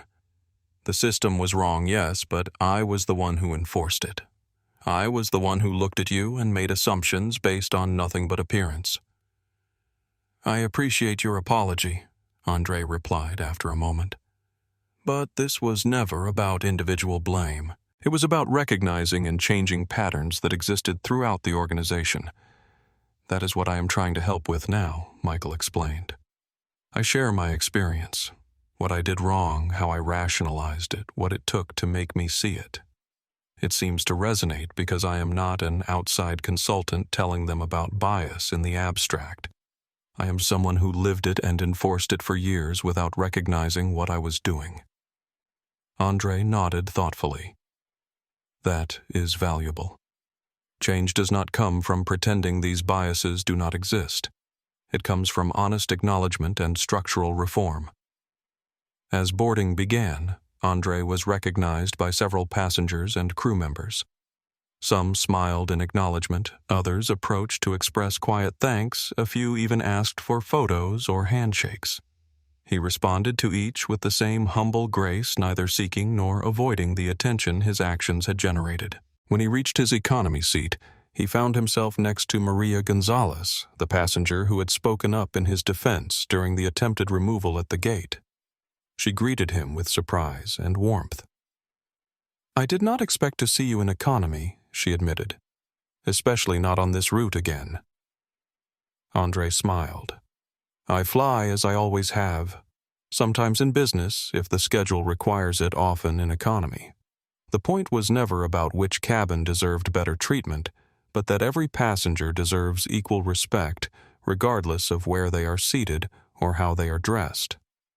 As the flight progressed, André observed the crew's interactions carefully, noting the visible changes in how they approached their duties. Gone were the obvious deference patterns based on perceived status. Instead, each passenger interaction followed the same respectful protocol with needs addressed based on their substance rather than who expressed them. One particularly telling moment came when a passenger in economy reported a concerning sound from near the wing. Rather than dismissing the observation, the flight attendant immediately thanked him, documented the concern, and conveyed it to the cockpit. The captain personally came to speak with the passenger, listen to the sound, and explain the non-critical nature of what he was hearing. No drama, no dismissal, just proper procedure applied equally regardless of the passenger's status or location in the aircraft. When the flight landed in San Francisco, André found Sofia Ramirez waiting at the gate, now in her role as Director of Customer Experience Transformation. "How was the flight?" she asked, falling into step beside him as they walked through the terminal. "Noticeably different," he replied. "Not perfect, but the fundamental shift is visible in how crew members approach their interactions. They are focused on the substance of requests rather than who is making them." Sophia nodded, pleased, but not complacent. "We are tracking measurable improvements across all our metrics. Response time equity is now at 91% parity, regardless of passenger demographics or cabin class. Safety concern reporting has increased by 32%, with validation protocols ensuring we are not creating false alarms." "And the crew's response?" André asked. "Initially resistant, then cautiously accepting, now increasingly supportive," Sophia reported. "Many have shared that it has actually reduced their stress. They are no longer trying to navigate unwritten rules about who deserves preferential treatment. There is just one standard that applies to everyone." As they reached the exit, Sophia added a final observation. "The most meaningful change is not in our metrics or protocols. It is in the conversations happening in crew rooms and training sessions. People are openly discussing biases they did not previously recognize, acknowledging patterns they participated in without questioning." André nodded thoughtfully. "That is how real change begins. Not with policies alone, but with awareness that leads to different choices." The grand ballroom of the Washington Hilton buzzed with anticipation as the aviation industry's top executives, regulators, and safety experts gathered for the annual Aviation Safety Summit.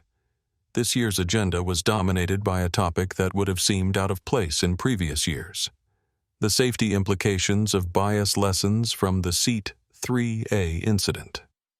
On stage, a panel of experts including Robert Lawson, Sophia Ramirez, James Parker, and representatives from the FAA and consumer advocacy groups prepared to discuss the industry-wide changes implemented in the wake of André Wilson's stand against discrimination. André himself sat quietly in the audience, deliberately choosing an inconspicuous seat toward the back rather than the VIP section reserved for featured speakers and industry leaders. He had declined an invitation to join the panel, believing the transformation should be represented by those implementing it daily rather than the catalyst who initiated it. Robert Lawson opened the discussion with remarkable candor. 6 months ago, Pinnacle Airlines nearly experienced what could have been a catastrophic incident, not because of mechanical failure alone, but because our culture systematically dismissed safety concerns based on who reported them rather than their substance. He paused, allowing the gravity of that statement to register. The hydraulic leak identified by Mr. Wilson might well have progressed to control system failure at altitude had it gone unaddressed. And it nearly went unaddressed precisely because we had created a culture where certain voices were valued over others. The data presented during the panel was compelling. Since implementing the Wilson Dignity Protocol safety concern reporting had increased by 46% across Pinnacle's network. Of those reports, 12% identified legitimate issues requiring maintenance intervention. 3 critical issues had been caught early that might otherwise have been missed. Customer satisfaction scores had improved across all passenger demographics.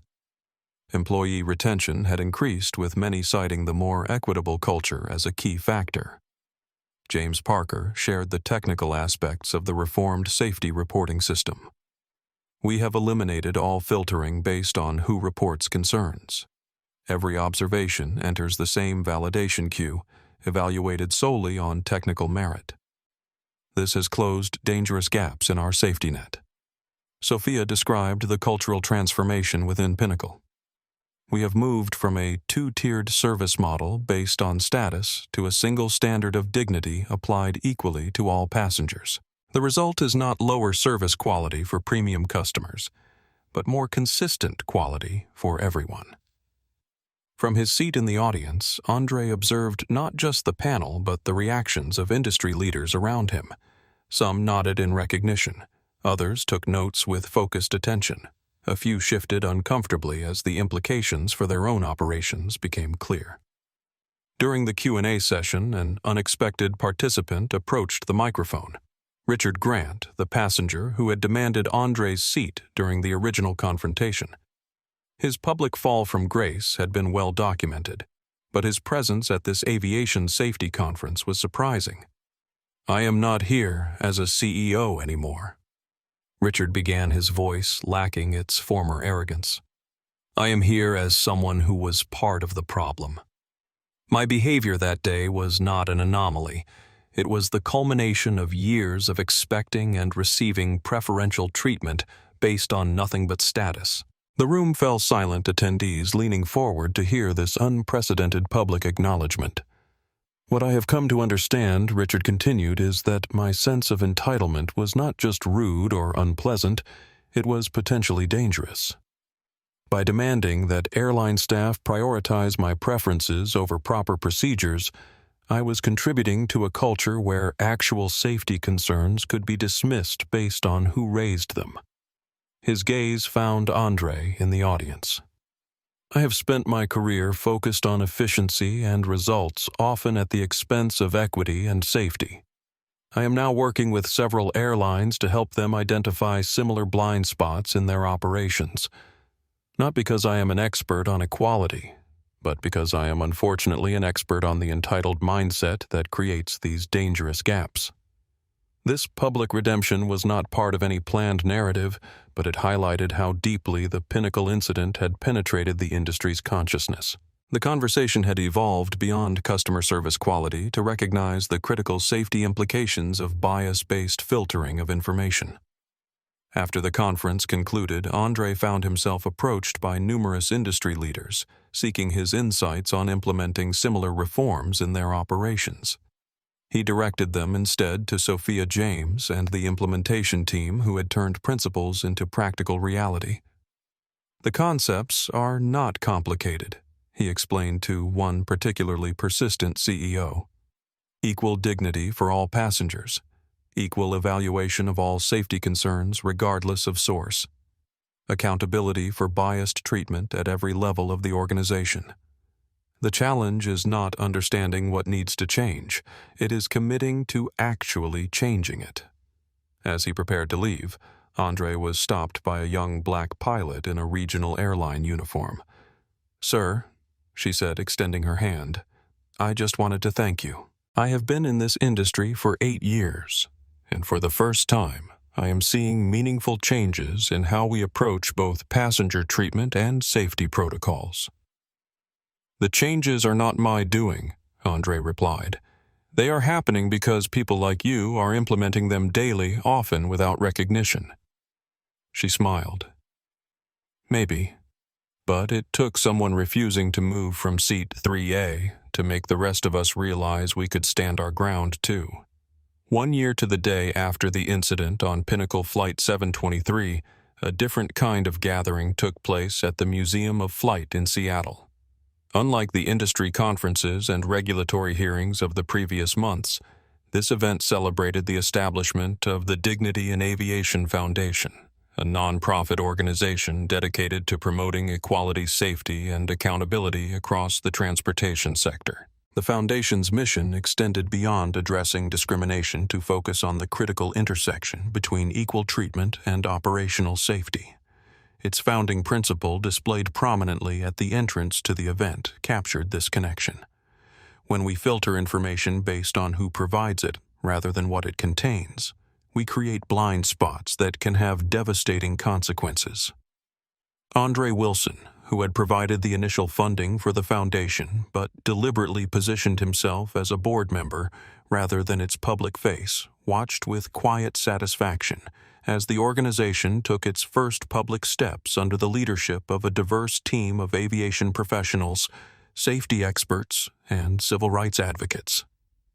The centerpiece of the launch was the announcement of the Dignity Scholarship Program, an initiative providing financial support and mentorship for underrepresented students entering aviation, aerospace engineering, and transportation safety fields. 20 students had been selected as the inaugural cohort, each receiving full tuition and guaranteed internships with participating airlines and manufacturers. Maria Gonzalez, the passenger who had spoken up during André's confrontation, and who now served as the Foundation's Director of Community Engagement, introduced the scholarship recipients to enthusiastic applause. "These young people represent not just the future of aviation," she explained, "but a future where safety and dignity are recognized as inseparable values rather than competing priorities." Among the industry leaders in attendance was Thomas Bradford, the former Pinnacle VP who had initially hesitated during the confrontation, but ultimately became a committed advocate for reform. After serving his suspension, he had indeed returned to help implement the changes, eventually leaving Pinnacle to join the Foundation as its chief programs officer. "The transformation we have witnessed over the past year extends far beyond Pinnacle Airlines," Thomas observed during a panel discussion. "Every major carrier has implemented some version of the Wilson Protocol, not just as a public relations move, but as a fundamental safety enhancement. The impact was indeed industry-wide and measurable. The FAA had revised its safety reporting guidelines to explicitly address bias-free evaluation protocols. 7 major airlines had restructured their service models to eliminate status-based discrimination in basic treatment. Safety concern reporting had increased across the industry by 38%, with validation protocols ensuring efficient filtering based on technical merit rather than source. Consumer advocacy groups reported significant decreases in discrimination complaints across all measured carriers. The phrase, "Remember Seat 3A," had transcended its aviation origins to become cultural shorthand for standing against discrimination in any context. It appeared on everything from social media hashtags to corporate training materials to academic case studies. As the formal program concluded, André found himself approached by a young black aviation student who had received one of the foundation's scholarships. Mr. Wilson, the young man, began tentatively. "I just wanted to tell you that your story changed my path.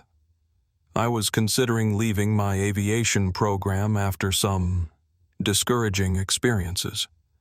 But seeing what happened, how you stood your ground without losing your composure, how you created change rather than just complaint, it showed me that I belong in this industry too." André studied him thoughtfully. "What is your name?" "Michael. Michael Turner." "Well, Michael, remember this. It was not about the seat. It was about setting a standard that outlives us. Whatever position you eventually hold in this industry, you will have opportunities to uphold that standard for someone else." The young man nodded, his expression reflecting both understanding and commitment. As the event wound down, André stepped away from the crowd to a quiet corner of the museum that overlooked the Seattle skyline. The vista of mountains, water, and sky reminded him of the view from Seat 3A 1 year earlier, the perspective that had allowed him to spot not just a hydraulic leak, but a fundamental flaw in how human value was assessed in the air and on the ground. James Parker joined him at the window, now serving as the Foundation's technical safety director after leaving Pinnacle to help expand the reforms industry-wide. "Quite a year," James observed simply. André nodded. "More progress than I expected, honestly, though still much work to be done." The technical protocols were the easy part, James agreed. Changing minds about who deserves to be heard, that is the work of generations. "But it is happening," André replied. "Not because of grand statements or policies alone, but because people throughout the industry are making different choices every day. Choosing to see the person rather than the appearance, to hear the content rather than the source." As they stood in contemplative silence, a Pinnacle Airlines jet lifted off from the nearby airport, its path carrying it over the museum before banking toward its destination. Both men watched its ascent with the knowledge that the passengers aboard, regardless of their appearance, status, or background, were now flying in an aircraft where their observations would be valued equally should they notice something amiss. "Sometimes," André said quietly as the plane disappeared into the clouds, "the most powerful move you can make is to stay exactly where you belong."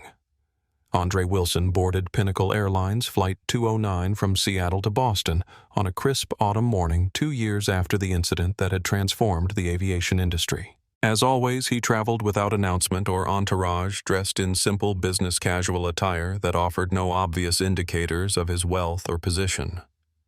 This time, however, something was noticeably different. As he presented his boarding pass to the gate agent, he received the same professional greeting extended to the passengers before and after him. No suspicion, no extra scrutiny, no subtle shift in tone based on appearance or assumed status. He made his way down the jetway alongside a diverse flow of travelers, observing the crew's interactions with professional interest. At the aircraft door, a flight attendant welcomed him with the same warm efficiency she offered to each passenger, her focus on service rather than assessment. Taking his seat in 4C, Economy Plus for this flight, André settled in and observed the cabin dynamics with practiced attention. What he witnessed was subtle but profound: crew members moving through the aircraft with consistent professionalism, regardless of which cabin they served. Passenger requests being addressed based on content rather than who made them. A genuine sense of calm competence rather than the hierarchical tension that had once been standard. Midway through boarding, a young family with 2 small children took their seats across the aisle. As the parents worked to settle the excited youngsters, one of the children noticed something outside the window. "Mommy, what is that dripping under the wing?" the little boy asked, pointing. Without hesitation, the nearby flight attendant knelt to his eye level. "Thank you for noticing that," she said genuinely. "You have very good eyes. Would you mind showing me exactly where you see it?" The child pointed again, and the attendant looked carefully before responding. "That is actually normal condensation from the air conditioning system, but I appreciate you telling us. It is very important that passengers like you let us know when you see anything unusual. That helps keep everyone safe." The simple exchange carried profound meaning for André. 2 years earlier, the same observation might have been dismissed without investigation if it came from a child or someone deemed unimportant. Now it received respectful attention regardless of its source, exactly as safety protocols demanded. As the flight progressed, André overheard a situation several rows ahead that further illustrated the transformation. A passenger in standard economy was expressing concern about a medication that needed refrigeration. "I understand this is important to you," the flight attendant responded. "Let me check what options we have available." She returned minutes later with a solution, explaining it with the same professional courtesy that would once have been reserved for premium cabins. No dismissiveness, no suggestion that such accommodations were beyond the passenger's station. Just problem-solving focused on the need rather than the status of who expressed it. Midway through the flight, André was surprised when the captain emerged from the cockpit and made her way directly to his seat. "Mr. Wilson," she said quietly, extending her hand. "Captain Rivera. I hope you do not mind my intrusion, but I wanted to thank you personally." André shook her hand, slightly puzzled. "Thank me," she smiled. "I was a first officer at Pinnacle 2 years ago. The changes that followed your stand in Seat 3A transformed more than just passenger experience.